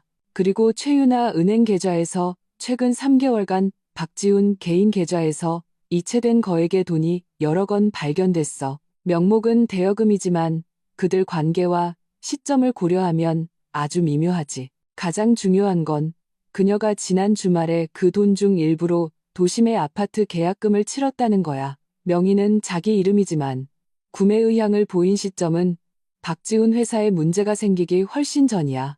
저는 숟가락을 내려놓고 입을 닦았습니다. 사랑의 보금자리까지 미리 준비해뒀네. 나라는 걸림돌만 사라지면 바로 알콩달콩 살려고. 날아오르긴 글렀지. 지수는 냉소했습니다. 강 대표님 쪽에 2차 공격이 이미 들어갔어. 박지훈 회사의 주요 공급업체들이 전부 납품을 중단했고 유통 채널들도 브랜드 신뢰도 하락을 이유로 협력 보류나 계약 해지를 요구하고 있대. 언론 쪽에도 내가 손을 써뒀어. 우현테크 대표가 임신한 아내 살해 혐의로 체포됐다는 소식이 곧 좁지만 정확하게 퍼질 거야. 그 회사, 이제 터지기 직전의 풍선 같은 신세지. 이야기를 나누는 동안 제 휴대폰이 울렸습니다. 모르는 번호였습니다. 제가 지수를 쳐다보자 그녀는 받으라는 듯 고개를 끄덕였습니다. 스피커폰으로 통화를 연결했습니다. 여보세요? 전화기 저편에서 늙고 다급한 여성의 목소리가 울먹이며 들려왔습니다. 저, 김서아 씨 맞으세요? 저는 유나 엄마예요. 서아야, 제발 부탁이다. 우리 유나 한 번만 봐주렴. 애가 아직 어리고 철이 없어서 다 박지훈 그 나쁜 놈한테 속아서 그런 거야. 걔는 정말 아무것도 몰라. 그냥 박지훈을 너무 좋아해서 잠시 정신이 나갔던 거야. 너희 예전에 알던 사이인 거 생각해서 제발 한 번만 용서해다오. 내가 무릎 꿇고 빌게. 목소리가 커서 조용한 병실에 울려 퍼졌습니다. 지수는 어이없다는 듯 눈을 흘겼습니다. 저는 조용히 듣고 있다가 그녀의 하소연이 끝나자 아무런 감정의 동요 없는 목소리로 입을 열었습니다. 최유나 어머님, 최유나는 저보다 2살 많습니다. 그녀가 잠시 정신이 나갔던 건지 내막을 알고 있었는지는 판사님이 판단하실 겁니다. 박지훈이 그녀를 속였는지 아닌지, 그녀 은행 계좌에 있는 박지훈의 돈과 새로 산 집은 속았다는 말 한마디로 설명될 수 없을 겁니다. 제게 전화할 시간에 따님을 위해 좋은 변호사나 구하세요. 그리고 다시는 이 번호로 저를 괴롭히지 마십시오. 이 통화도 피해자를 압박하려는 시도로 기록해 두겠습니다. 그럼 이만. 저쪽에서 더 소리치기 전에 저는 전화를 끊고 번호를 차단했습니다. 지수는 제게 엄지를 치켜 세웠습니다. 깔끔하네. 얼마 지나지 않아 또 다른 전화가 걸려왔습니다.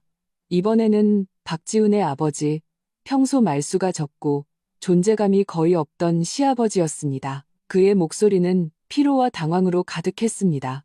서아야, 나, 아비다. 이게 도대체 어떻게 된 일이냐. 경찰이 지훈이랑 내 시어머니가 그런 짓을 했다는데 정말이냐? 무슨 오해가 있는 거 아니니? 저는 이 시아버지에게는 큰 악감정이 없었습니다. 그는 그저 주관 없는 소심한 사람이었을 뿐입니다. 저는 목소리를 누그러뜨렸지만 여전히 명확하게 말했습니다. 아버님, 오해는 없습니다. 저는 박지훈이 전화로 다른 사람과 어떻게 약의 양을 늘려서 사흘 안에 제 목숨을 끊을지 상의하는 것을 제 귀로 똑똑히 들었습니다. 제 혼수금을 가로채 다른 여자와 결혼하기 위해서요. 이영자 여사님, 아버님의 아내는 공범이고 직접 약을 탄 사람입니다.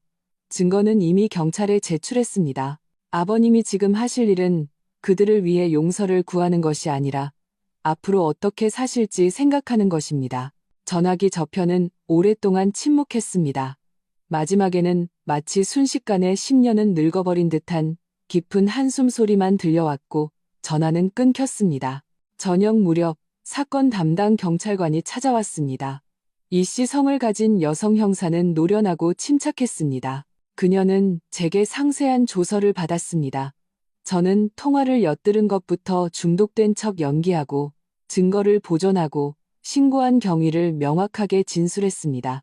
개인적으로 탐정을 고용하고 강 대표님을 통해 박지훈의 회사를 공격한 부분은 생략했습니다.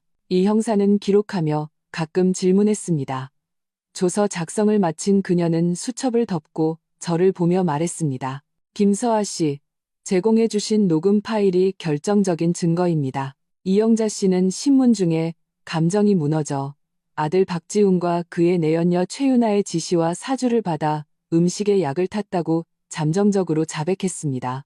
자신은 협박당했다고 주장하며 약물 구매 경로에 대한 단서를 제공했는데 저희 초기 수사 방향과 일부 일치합니다.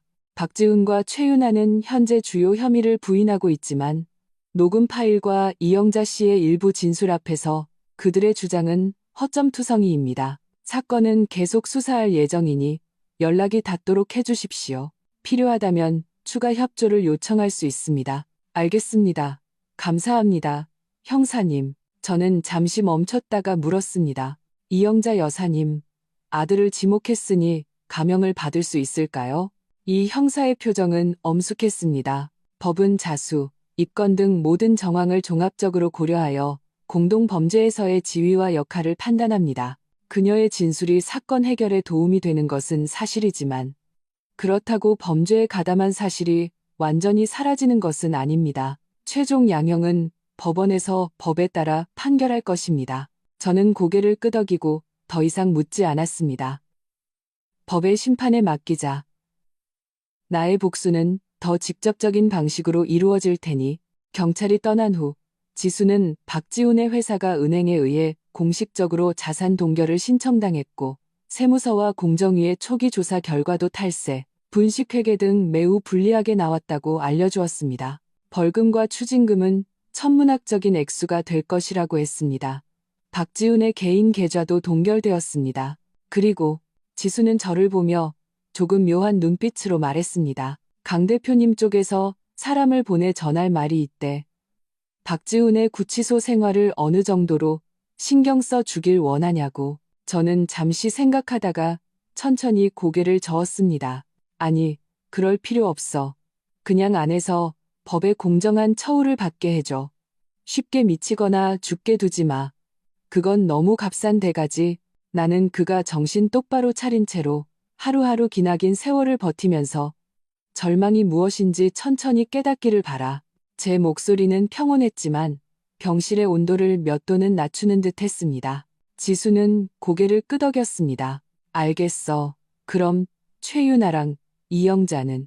최윤아는 돈을 좋아하고 박 사모님 자리를 탐냈잖아. 저는 창밖에 짙어가는 밤 경치를 바라보았습니다. 박지훈에게서 받은 것들, 그리고 그녀 자신의 것들까지 하나하나 다 뺏어와. 이영자 여사님에 대해서는 저는 고개를 돌려 지수에게 차가운 미소를 지었습니다. 그 사람이 가장 아끼는 건 아들과 돈이지. 이제 아들은 감옥에 있고 돈도 거의 없어졌네. 나 대신 전해줘. 출소하면 내가 잘 봉양해드리겠다고. 지수는 뜻을 알아차리고 웃었습니다. 살인주심, 살인주신. 내가 최고야. 그때 제 휴대폰이 진동했습니다. 모르는 번호로 온 문자 메시지였습니다. 1단계 정리 완료. 몸조리 잘하십시오. 추후 필요시 다시 연락 바랍니다. 강태욱 대표였습니다. 저는 문자를 삭제했습니다. 그래, 1단계는 끝났다. 하지만 나의 정리는 아직 멀었다. 박지훈, 최윤아, 이영자. 너희의 감옥 생활, 내가 가끔씩 작은 선물을 보내서 너희의 나날이 충분히 다채롭도록 만들어줄게. 그리고 나는 이제 내 것을 되찾고 새로운 인생을 시작할 때다. 물론 그 전에 어떤 수감자에게서 받아야 할 이혼 합의서가 하나 있지. 병원에서 이틀간 관찰을 받으며 몸속의 약물 잔류 성분이 모두 배출되고 태아도 정상임을 확인한 후 저는 퇴원을 고집했습니다. 소독약 냄새는 질색이었습니다. 나만의 공간으로 돌아가 계산 없는 공기를 마시고 싶었습니다. 지수가 차를 몰고 저를 데리러 왔습니다. 차 안에서 그녀는 제게 서류철 하나를 건넸습니다. 사건 진행 상황 요약 보고서랑 내가 부탁한 것들이야. 저는 서류철을 열었습니다. 첫 페이지에는 경찰의 초기 수사 결과 요약이 있었습니다. 박지훈, 이영자, 최윤아는 살인미수 혐의로 정식 구속영장이 발부되었으며 사건은 검찰로 송치되었습니다. 이영자는 관대한 처분을 받기 위해 박지훈이 어떻게 약을 구하자고 상의했는지, 최윤아가 어떻게 암시하고 재촉했는지 등 더 상세한 진술을 제공했습니다. 세 사람이 공모를 위해 만났던 모호한 장소와 시간까지 제공하여 증거의 고리는 더욱 강화되고 있었습니다. 두 번째 페이지는 박지훈의 회사에 대한 최신 상황이었습니다. 자본 잠식, 핵심 인력 이탈, 주요 자산 압류, 은행이 신청한 파산 절차가 이미 시작되었습니다. 강 대표님 쪽의 일 처리는 깔끔했습니다.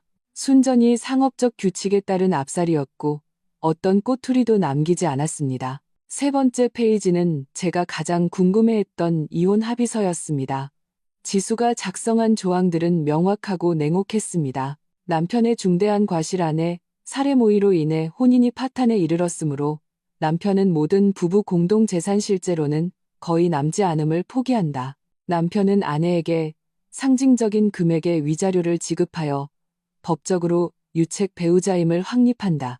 자녀제 뱃속의 아이는 출생 후 아내가 단독으로 양육하며 남편은 양육권 및 면접교섭권을 포기하고 자녀가 성인이 될 때까지 고액의 양육비를 정기적으로 지급한다. 그의 개인 계좌, 차, 그리고 너희가 결혼 후 구입한 아파트는 범죄 수익은닉이나 부부 공동 채무 문제와 연관될 수 있어서 일단 다 동결됐어. 하지만 상관없어. 지수는 운전하며 말했습니다. 이 합의서는 법적으로 완전히 관계를 끊는 게 주 목적이야. 네가 아이를 낳고 나면 양육비 집행은 그에게 큰 고통이 될 거야. 그 아파트는 경매 처분 후 빚을 갚고 남는 돈이 있어도 은행이랑 채권자들 몫이지 너랑은 상관없고. 좋아. 저는 서류철을 닫고 창밖으로 빠르게 스쳐 지나가는 거리 풍경을 바라보았습니다. 봄이 오고 있었습니다. 길가의 나무에는 새싹이 돋아났고 햇살이 따사로웠습니다. 언제 만날 수 있어? 준비해뒀어. 내일 오전 구치소에서. 지수는 저를 힐끗 보았습니다. 정말 직접 갈 거야. 그 쓰레기가 막다른 골목에 몰려서 막말할까봐 걱정되는데. 당연히 가야지. 제 목소리는 평온했습니다. 어떤 말들, 어떤 장면들은 직접 눈으로 봐야만 마침표를 찍을 수 있어. 다음 날 오전 날씨는 화창했지만 구치소의 높은 담장과 쇠창살은 특유의 싸늘하고 음산한 기운을 풍겼습니다. 여러 겹의 절차를 거친 후 저는 별도의 접견실에서 두꺼운 유리창을 사이에 두고 박지훈을 만났습니다. 불과 며칠 만에 그는 딴 사람이 되어 있었습니다. 수염은 덥수룩했고 눈은 제약에 들어가 있었습니다. 그가 입던 비싼 정장은 통일된 수인복으로 바뀌어 있었고 구깃구깃한 옷에서는 초라함이 묻어났습니다. 한때 공들여 관리하던 머리카락은 기름져 두피에 달라붙어 있었습니다. 그는 저를 보자 처음에는 멍하니 있다가 이내 눈에서 강렬한 감정이 터져 나왔습니다. 원망, 불만, 그리고 그 자신도 의식하지 못했을지 모를 한 가닥 남은 애원. 그는 수화기를 집어들었습니다. 그의 목소리는 쉬고 듣기 거북했으며 유리창 너머로 들려왔습니다. 김서아, 네가 날 모함했어. 넌 천벌 받을 거야. 그 녹음 파일은 가짜야. 조작된 거라고. 저는 천천히 제 앞에 수화기를 들고 그의 격앙된 모습을 바라보았습니다. 문득 모든 것이 허무하게 느껴졌습니다. 이 사람이 내가 평생을 맡길 수 있다고 믿었던 남자라니. 가면을 벗겨내니 이토록 추하고 이토록 무너지기 쉬웠다니. 조작? 제가 나지막이 입을 열었습니다. 목소리는 수화기를 통해 선명하고 차갑게 전달되었습니다. 박지훈, 경찰이 바보인 줄 알아? 성문 분석 결과는 이미 나왔어. 보여줄까? 네 어머니 이영자의 증언. 최윤아 계좌에 찍힌 네 이체 기록. 너희가 산 약. 증거는 차고 넘쳐. 그 녹음 파일 하나 없어도 돼. 박지훈의 얼굴이 일그러졌습니다. 그는 앞에 탁자를 세게 내리쳤지만 뒤에선 교도관의 제지를 받았습니다. 그는 거친 숨을 몰아쉬며 저를 노려보았습니다. 뭘 원해? 도대체 뭘 원하는 거야? 내가 이 꼴이 됐는데 이제 만족해. 만족? 저는 유리창에 몸을 살짝 기울이며 한 글자 한 글자 힘주어 말했습니다. 아니, 지금 내 꼴을 보니 역겨울 뿐이야. 내가 어쩌다 눈이 멀어서 너 같은 짐승만도 못한 놈을 만났는지 후회돼. 만족? 아직 멀었어. 박지훈의 가슴이 거세게 오르내렸습니다. 욕을 하려다 억지로 참는 듯 했습니다. 그는 눈알을 굴리더니 갑자기 말투를 부드럽게 바꾸었습니다. 역겨운 위선과 애원이 섞인 목소리였습니다. 서아야, 서아야, 내가 잘못했어. 정말 잘못했어. 내가 최윤아 그 나쁜 년한테 홀렸었어. 걔가 날 유혹하고 걔가 날 부추긴 거야. 우리 엄마도 늙어서 정신이 없어서 걔한테 속은 거고 우리 부부였던 정을 생각해서 그리고 내 뱃속의 아이를 봐서라도 고소 좀 취하해주면 안 될까? 내가 사과할게. 내게 평생 종노릇할게. 난 감옥에 갈 수 없어. 감옥에 가면 내 인생은 끝이야. 그의 손바닥 뒤집듯 빠른 연기를 들으며 저는 실수할 뻔했습니다. 이 순간까지도 그는 모든 더러운 물을 여자들에게 뒤집어 씌우려 하고 아이를 이용해 저를 씬참하려 했습니다. 아이? 저는 아직 평평한 배를 쓰다듬으며 더욱 차가운 목소리로 말했습니다. 걱정 마. 내 아이는 앞으로 김씨 성을 따를 거야. 그리고 자기 생물학적 아버지가 자기 어머니를 죽이고 재산을 가로채려 했던 짐승이라는 걸 알게 되겠지. 아이는 널 아버지로서가 아니라 치욕으로서 기억할 거야. 박지훈의 얼굴이 순식간에 잿빛으로 변했습니다. 고소 취하? 저는 옆에 있던 지수가 건네준 서류철에서 이혼 합의서를 꺼내 유리창에 붙여 보여주었습니다. 꿈깨. 너랑 내 좋은 어머니, 그리고 내 유나 동생은 감옥에서 아주 오랫동안 반성하게 될 거야. 오늘 내가 온 건 이거에 서명하게 하려고 온 거야. 서명하면 우리 사이는 이제 원고와 피고 관계만 남는 거지. 박지훈은 그 합의서를 보고 마치 독사를 본 것처럼 뒤로 물러섰습니다. 안 해. 난 서명 안 해. 김서아, 날 버릴 생각 마. 난 아직 내 남편이야. 내 돈도 절반은 내 거라고. 내 돈? 저는 합의서를 거두며 비웃었습니다. 박지훈, 내 회사 파산한 거 잊었어? 내 자산은 동결됐고 내 명의로는 빚밖에 없어. 내 혼수금은 처음부터 너랑 한 푼도 관계 없었고 부부 공동재산, 그거 아직 대출이 20년이나 남아서 법원에 압류된 그 아파트 말하는 거야? 아니면 네가 몰래 최윤아한테 아파트 사라고 넘겨준 그 대여금 말하는 거야? 제가 한마디 할 때마다 박지훈의 얼굴은 한꺼풀씩 더 하얘졌습니다. 그는 자신이 정말로 아무것도 남지 않았다는 것을 마침내 깨달은 듯 했습니다. 서명하면 적어도 법적으로는 너와 나의 관계가 끝나는 거야. 안 그러면. 저는 잠시 멈추고 그의 눈에 담긴 공포를 즐기며 천천히 말했습니다.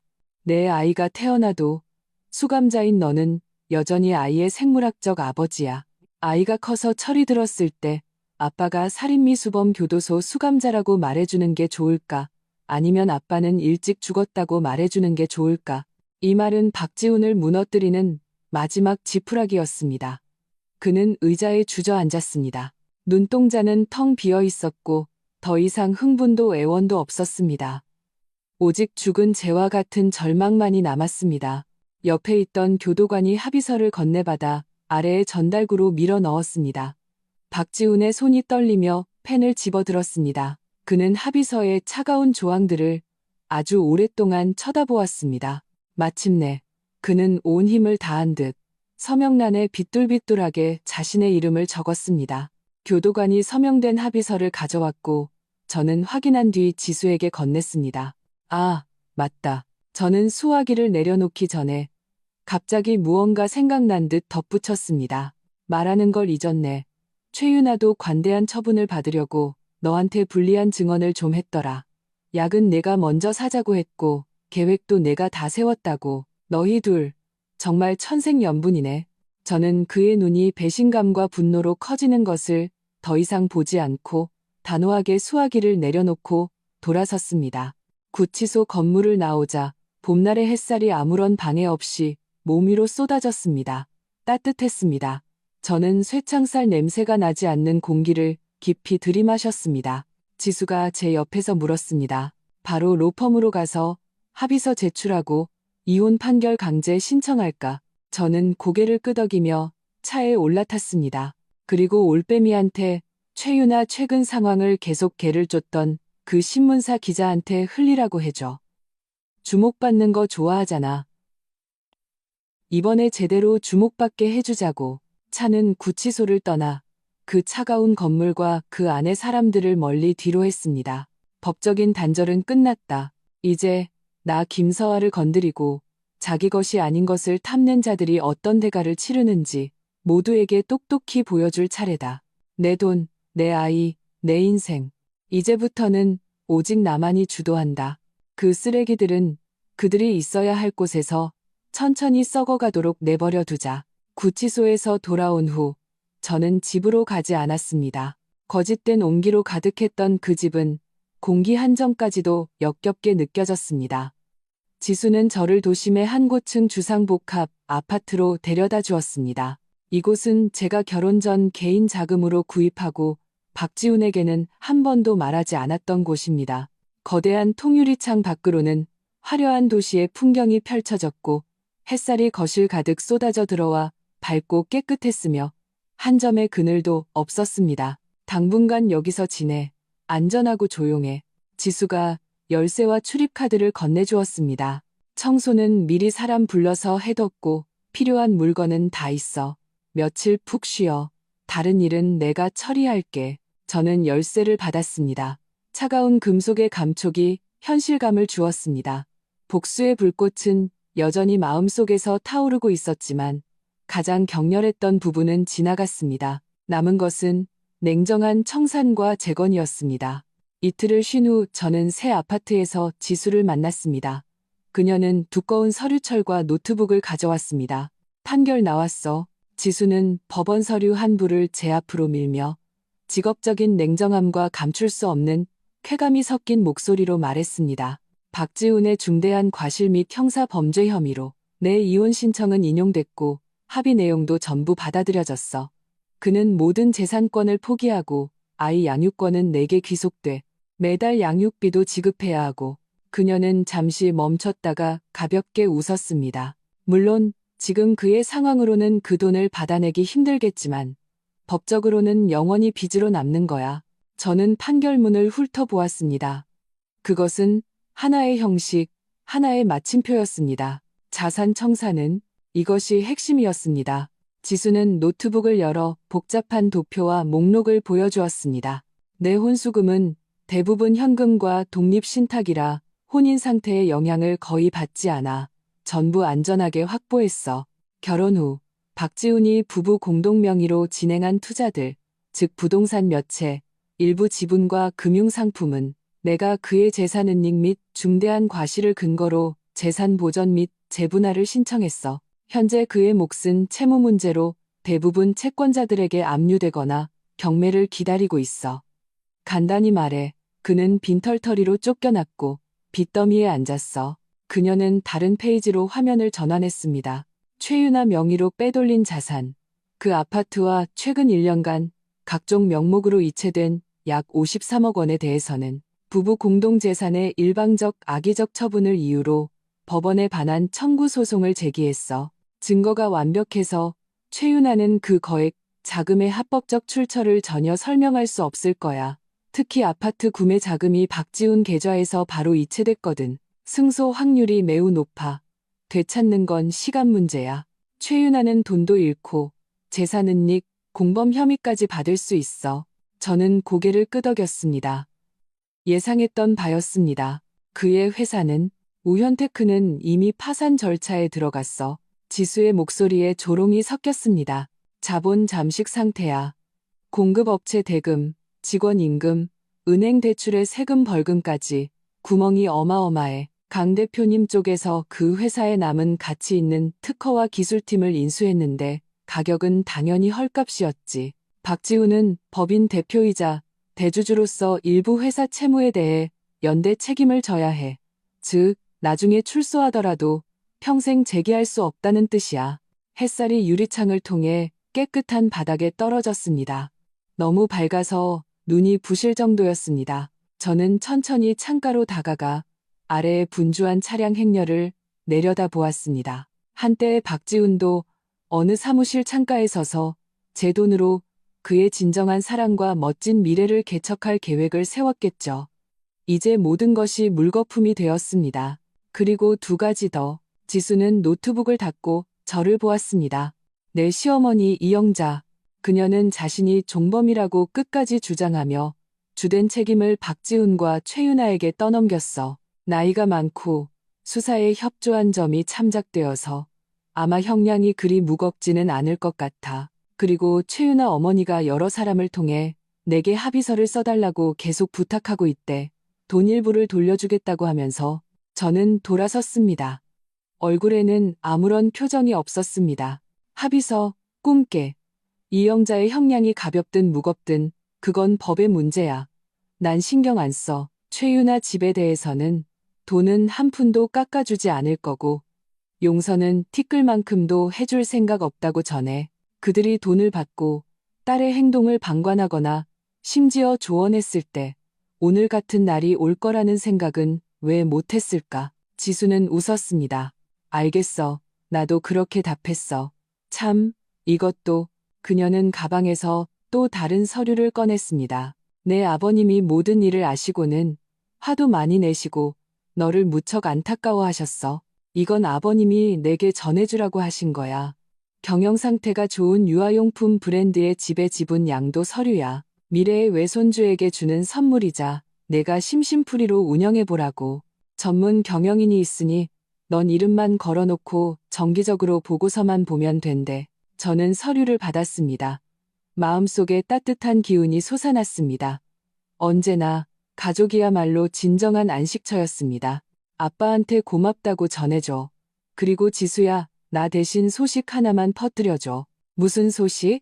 내 이름으로 짧은 성명서를 발표해줘. 전 남편 박지훈 및 관련 인물들의 중대한 형사 범죄 혐의로 인해 본인은 그와의 혼인 관계를 해소했으며 모든 경제적, 법적 분쟁은 사법 절차를 통해 해결되었다고 본인 및 우리 가문의 향후 모든 투자와 사업 활동은 박지훈 및 그 관련자들과 무관하며 동시에 이 사건에 대해 허위 사실을 유포하는 언론이나 개인에 대해서는 법적 책임을 물을 권리가 있음을 밝힌다고 저는 이 일을 공개적으로 매듭지어야 했습니다. 불필요한 문제를 피하고 박지훈이 저나 우리 집안의 이름을 팔아먹을 가능성을 완전히 차단하기 위해서였습니다. 지수는 신속하게 메모했습니다. 문제 없어. 문구는 홍보팀에서 다듬어서 몇몇 권위 있는 경제지와 소셜미디어를 통해 내보낼게. 또 있어. 저는 잠시 생각했습니다. 내 임신 소식은 아는 사람이 많지 않았는데 이제 일이 마무리됐으니 적절히 알려도 될 것 같아. 중요한 건 아이는 내 성을 따라 김씨가 되고 우리 김씨 집안 사람이라는 점이야. 박지훈과는 아무런 관련이 없어. 알겠어. 강인하고 독립적인 싱글맘 이미지를 구축하고 동시에 나중에 아이를 빌미로 문제를 일으킬 사람들의 싹을 자르는 거지. 지수는 척하면 척이었습니다. 그리고 전에 네가 부탁했던 박지훈 시골집, 그 아버지 말인데 그분 계좌로 돈 좀 보내줘.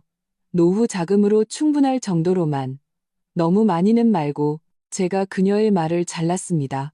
그분은 그리 나쁜 사람은 아니었어. 그저 나약했을 뿐이지.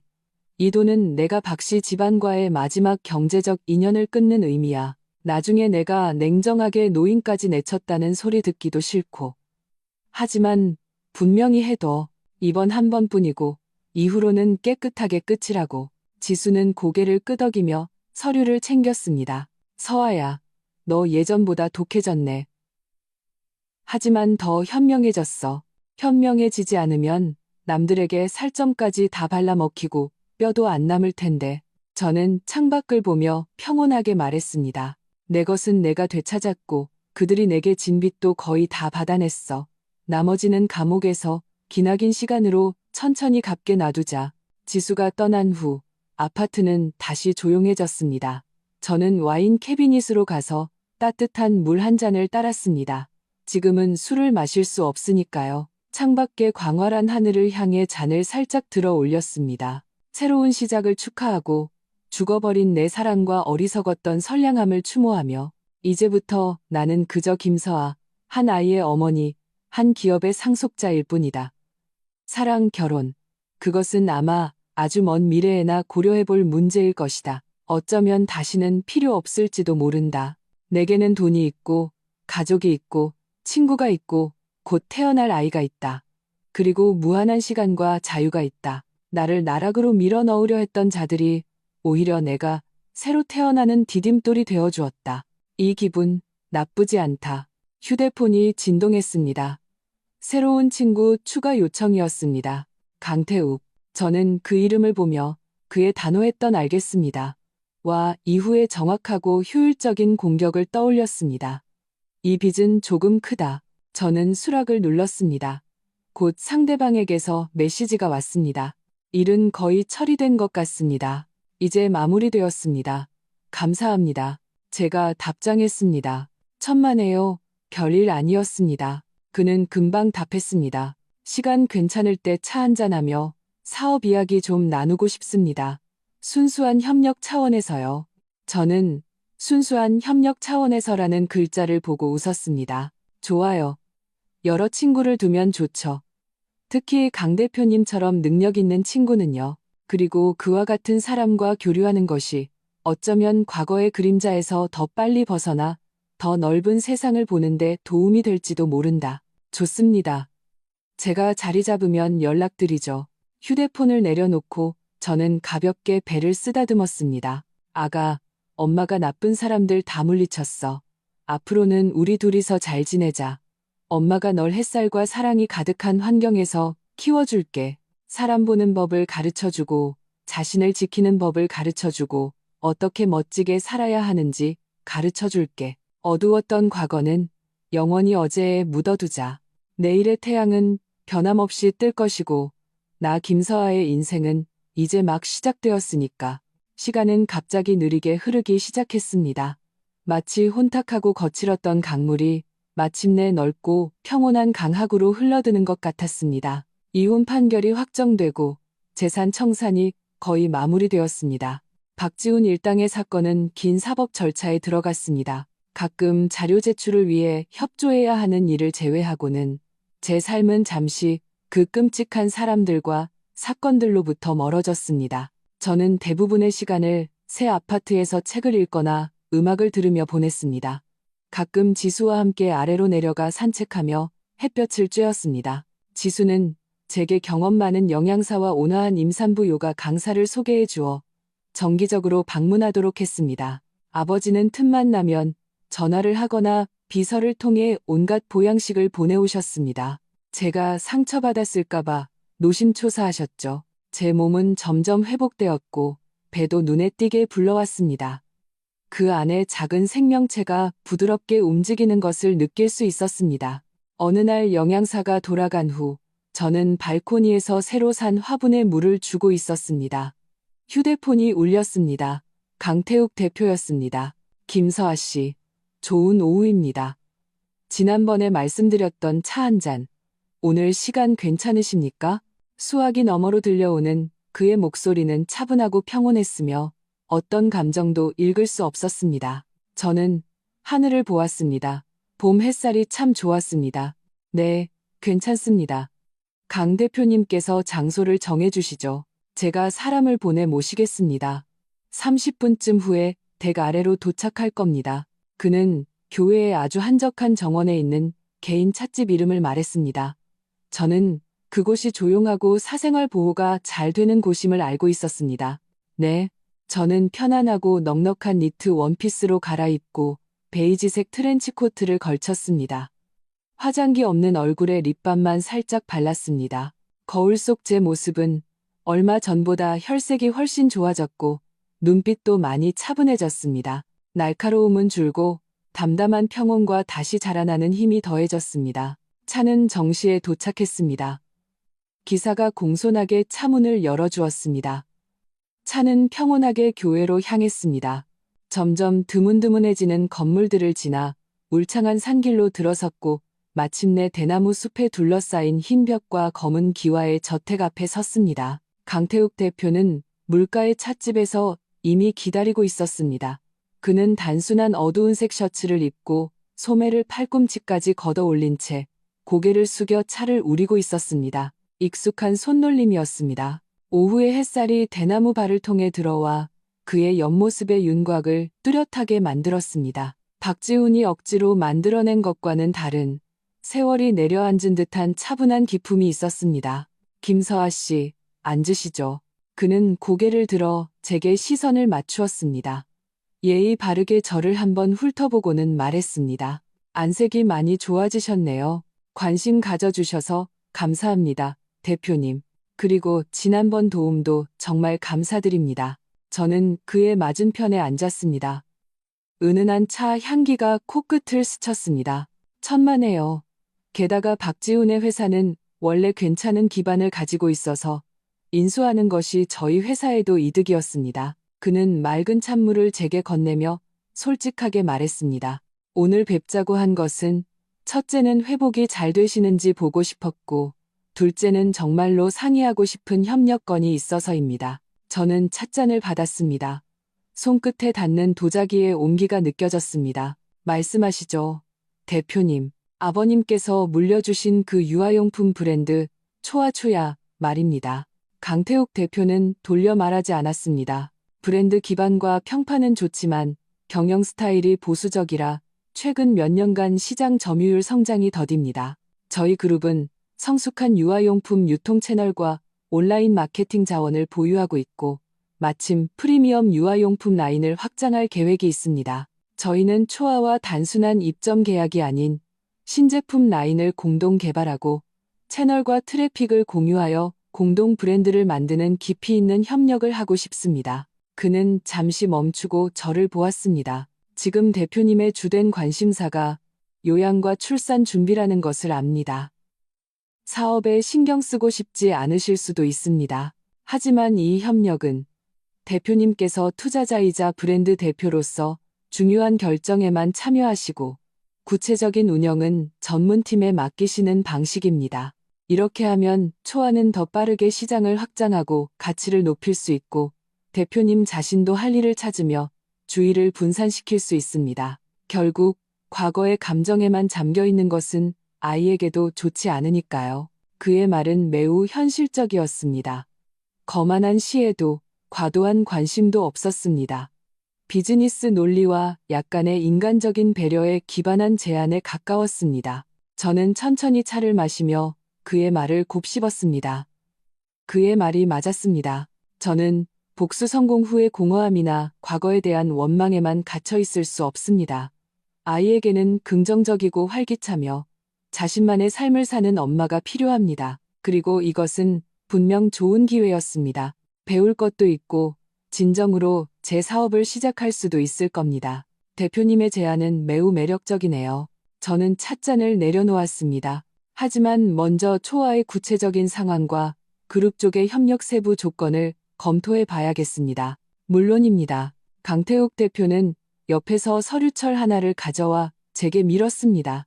이것은 초기 협력 의향서와 초아의 최근 3년간 상세 재무 보고서, 시장 분석 자료입니다. 가져가서 천천히 보십시오. 궁금한 점이 있으면 언제든 지수 씨를 통해 제 비서에게 연락하시거나 직접 저를 찾으셔도 됩니다. 저는 서류철을 받았습니다. 적당한 두께였습니다. 대표님께서 아주 세심하게 준비하셨네요. 당연히 그래야죠. 그는 살짝 고개를 숙이고 제게 차를 따라주었습니다. 그리고 이건 알려드려야 할 것 같아서요. 박지훈이 구치소 안에서 옛 인맥을 통해 바깥 친구들에게 연락해서 돈을 마련하고 언론을 이용해 흑백을 뒤집으려 하고 있습니다. 저는 미간을 찌푸렸습니다. 아직도 포기를 못했군요. 바라길 뿐입니다. 강태욱 대표의 목소리는 평온했지만 모든 것을 장악한 듯한 확신이 있었습니다. 그가 연락한 사람들은 제 코가 석자이거나 이미 소문을 듣고 그와 엮이기를 꺼리고 있습니다. 언론 쪽은 제가 미리 손을 써둬서 아무도 그의 더러운 이야기를 받아주지 않을 겁니다. 하지만 만일을 대비해 대표님과 주변 분들의 정보 보안에 더 신경 쓰시는 게 좋겠습니다. 지수 씨가 전문가이니 잘 처리하겠지만요. 알겠습니다. 알려주셔서 감사합니다, 대표님. 저는 마음속으로 생각했습니다. 박지훈은 이제 가을에 메뚜기 신세지만 미친 개가 죽기 전 마지막 발악은 경계해야 한다. 우리는 이 정원의 역사, 최근의 가벼운 비즈니스 동향 등 중요하지 않은 이야기들을 좀 더 나누었습니다. 강태욱 대표는 박식하고 화술이 좋았습니다. 그와 대화하는 것은 편안했고 압박감도 억지로 무언가를 꾸밀 필요도 없었습니다. 차가 거의 비워질 무렵 저는 자리에서 일어섰습니다. 강태욱 대표가 저를 문까지 배웅해 주었습니다. 기사는 이미 기다리고 있었습니다. 협력건은 서두르지 마시고 천천히 생각해 보십시오. 그는 복도에 서 있었습니다. 봄바람이 그의 앞머리를 살짝 흔들었습니다. 몸조리 잘하시고 아이도 잘 챙기십시오. 도움이 필요하면 언제든 말씀하시고요. 네, 오늘 환대해 주셔서 감사합니다, 대표님. 저는 차에 올라타 그에게 고개를 끄덕였습니다. 차가 대나무 숲에 둘러싸인 찻집을 떠나자 저는 의자에 몸을 기댔습니다. 창밖으로 빠르게 스쳐 지나가는 녹음을 보며 제 마음속에 계속 억눌려 있던 피비린내 나는 탁한 기운이 마침내 완전히 빠져나간 것 같았습니다. 햇살이 따뜻하게 몸을 감쌌습니다. 저는 부드럽게 배를 쓰다듬으며 그 안에 작은 생명체의 반응을 느꼈습니다. 그들은 아직 어둠 속에서 발버둥 치고 있지만 나는 이미 햇살 아래로 걸어 나왔다. 미래에 또 어떤 비바람이 불어올지 모르지만 나는 더 이상 남에게 의지하고 어리석게 신뢰를 바치던 김서아가 아니다. 나에게는 나와 아이를 지킬 능력이 있고 나만의 인생을 개척할 기회가 있다. 강태욱 대표와의 협력은 아마 좋은 시작이 될 것이다. 누군가에게 의지하기 위해서가 아니라 진정한 의미에서 함께 나아가기 위해서. 집에 돌아와 저는 그 협력 의향서를 펼쳐 꼼꼼히 읽기 시작했습니다. 창밖의 석양이 하늘을 따뜻한 주황색으로 물들였습니다. 방 안은 조용했고 책장 넘기는 소리와 제 평온한 숨소리만이 들렸습니다. 새로운 삶이 정말로 시작되었다. 이번에는 나 자신을 위해, 그리고 곧 태어날 내 소중한 아기를 위해 흔들림 없이 나아가야지. 시간은 바람에 날리는 나뭇잎처럼 휙휙 빠르게 지나갔다. 내 배는 날마다 불러와 점점 무거워지는 따뜻한 작은 수박을 품은 것 같았다. 나는 강태욱 대표와 초아의 협력 조건을 확정했다. 그룹이 지분을 인수하는 방식이 아닌 브랜드 라이선스, 채널 공유, 공동 제품 개발 모델을 선택했다. 나는 정기적으로 화상회의에 참여하고 보고서를 검토했으며 가끔 지수와 함께 중요한 오프라인 계약식에 참석했다. 초아 X그룹 공동 개발 신제품 디자인과 생산 계획을 보며 오랫동안 잊고 있던 나 자신만의 성취감이 텅 비었던 마음을 천천히 채워나갔다. 박지훈 일당의 사건은 몇 달 후 마침내 1심 판결이 나왔다. 나는 법정에 가지 않았다. 지수가 나 대신 참석했다. 그녀는 돌아와서 담담한 목소리로 결과를 알려주었다. 박지훈은 주범으로 살인미수죄가 성립되어 징역 12년을 선고받았다. 최윤아는 공범으로 인정되어 8년을 선고받았다. 이영자는 종범으로 인정되고 수사에 협조한 점이 참작되어 징역 3년에 집행유예 4년을 선고받았다.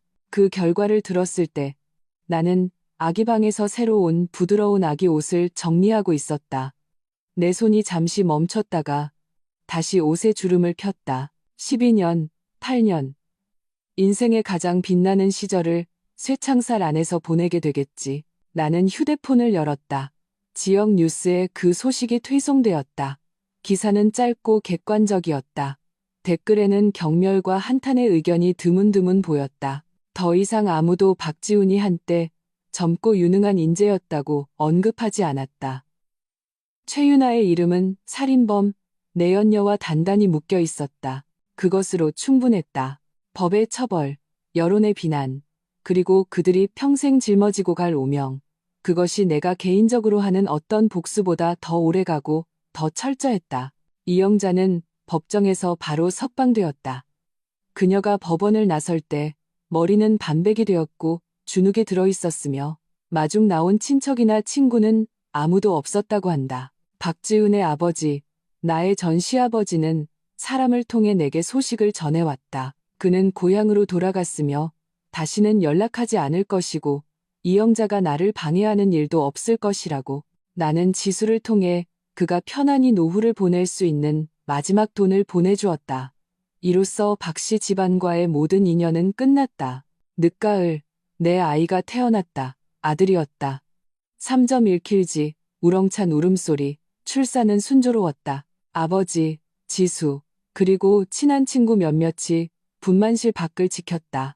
내가 밖으로 나왔을 때 눈시울이 붉어진 아버지와 감격에 찬 눈물을 훔치는 지수를 보자 극도로 피곤했지만 마음은 평온한 온기로 가득 찼다.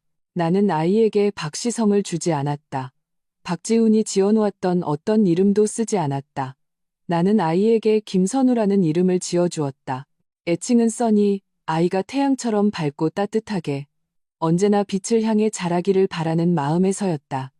어두운 그늘 속에 추잡한 음모 따위는 영원히 모른 채로 선우는 건강했고 잘 웃었다. 아이의 미소에는 내 마음속 마지막 그늘까지 몰아내는 마력이 있었다. 나는 전문 육아 도우미와 보모를 고용했지만 대부분의 시간은 내가 직접 아이를 안고 젖을 먹이고 재우는 것을 좋아했다.